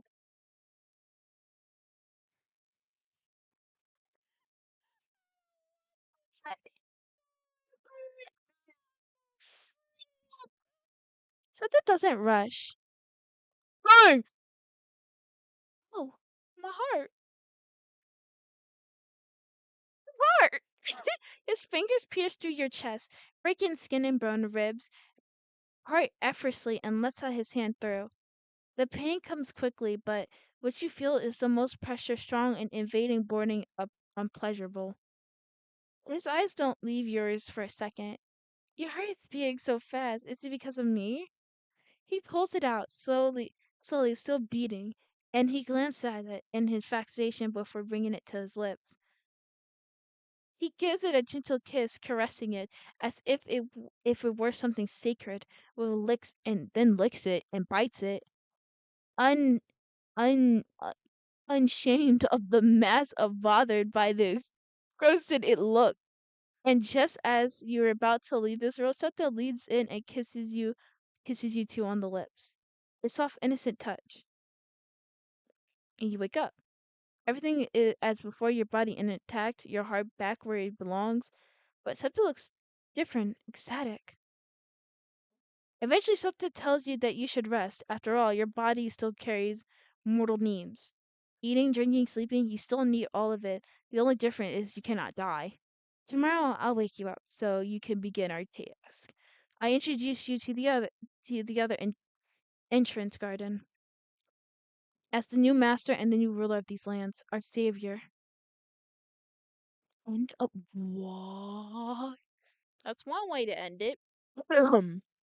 So I hope you guys enjoy. I gotta fix my PNG tuber. I don't know how it's darker, but hope you guys enjoy. And I'm going to probably have to search up a video how to get to his route. Well, not the decision or anything. I just like probably want to see like how to access his route because I did try to do it in this one. It wasn't going to be a stepdum's thing, but since I couldn't get a hold of that, so I probably have to do something to get his route because obviously he has a route. So because he was an option, so he probably has a route as him and this Pookie right here is it. But I'm gonna be honest. Septum is actually I actually like Septum staying. I actually like Septum staying because like his makes sense. Him learning more about it is quite interesting. Okay, I liked his route, so yeah, I really enjoyed his route so far. Would I say his would be second because obviously his route would be first because but babies. So we're gonna try to get to his route. So I hope you guys enjoy. Please like and subscribe. Enjoy the Empire. Love you guys. Mwah, mwah, mwah. And my record.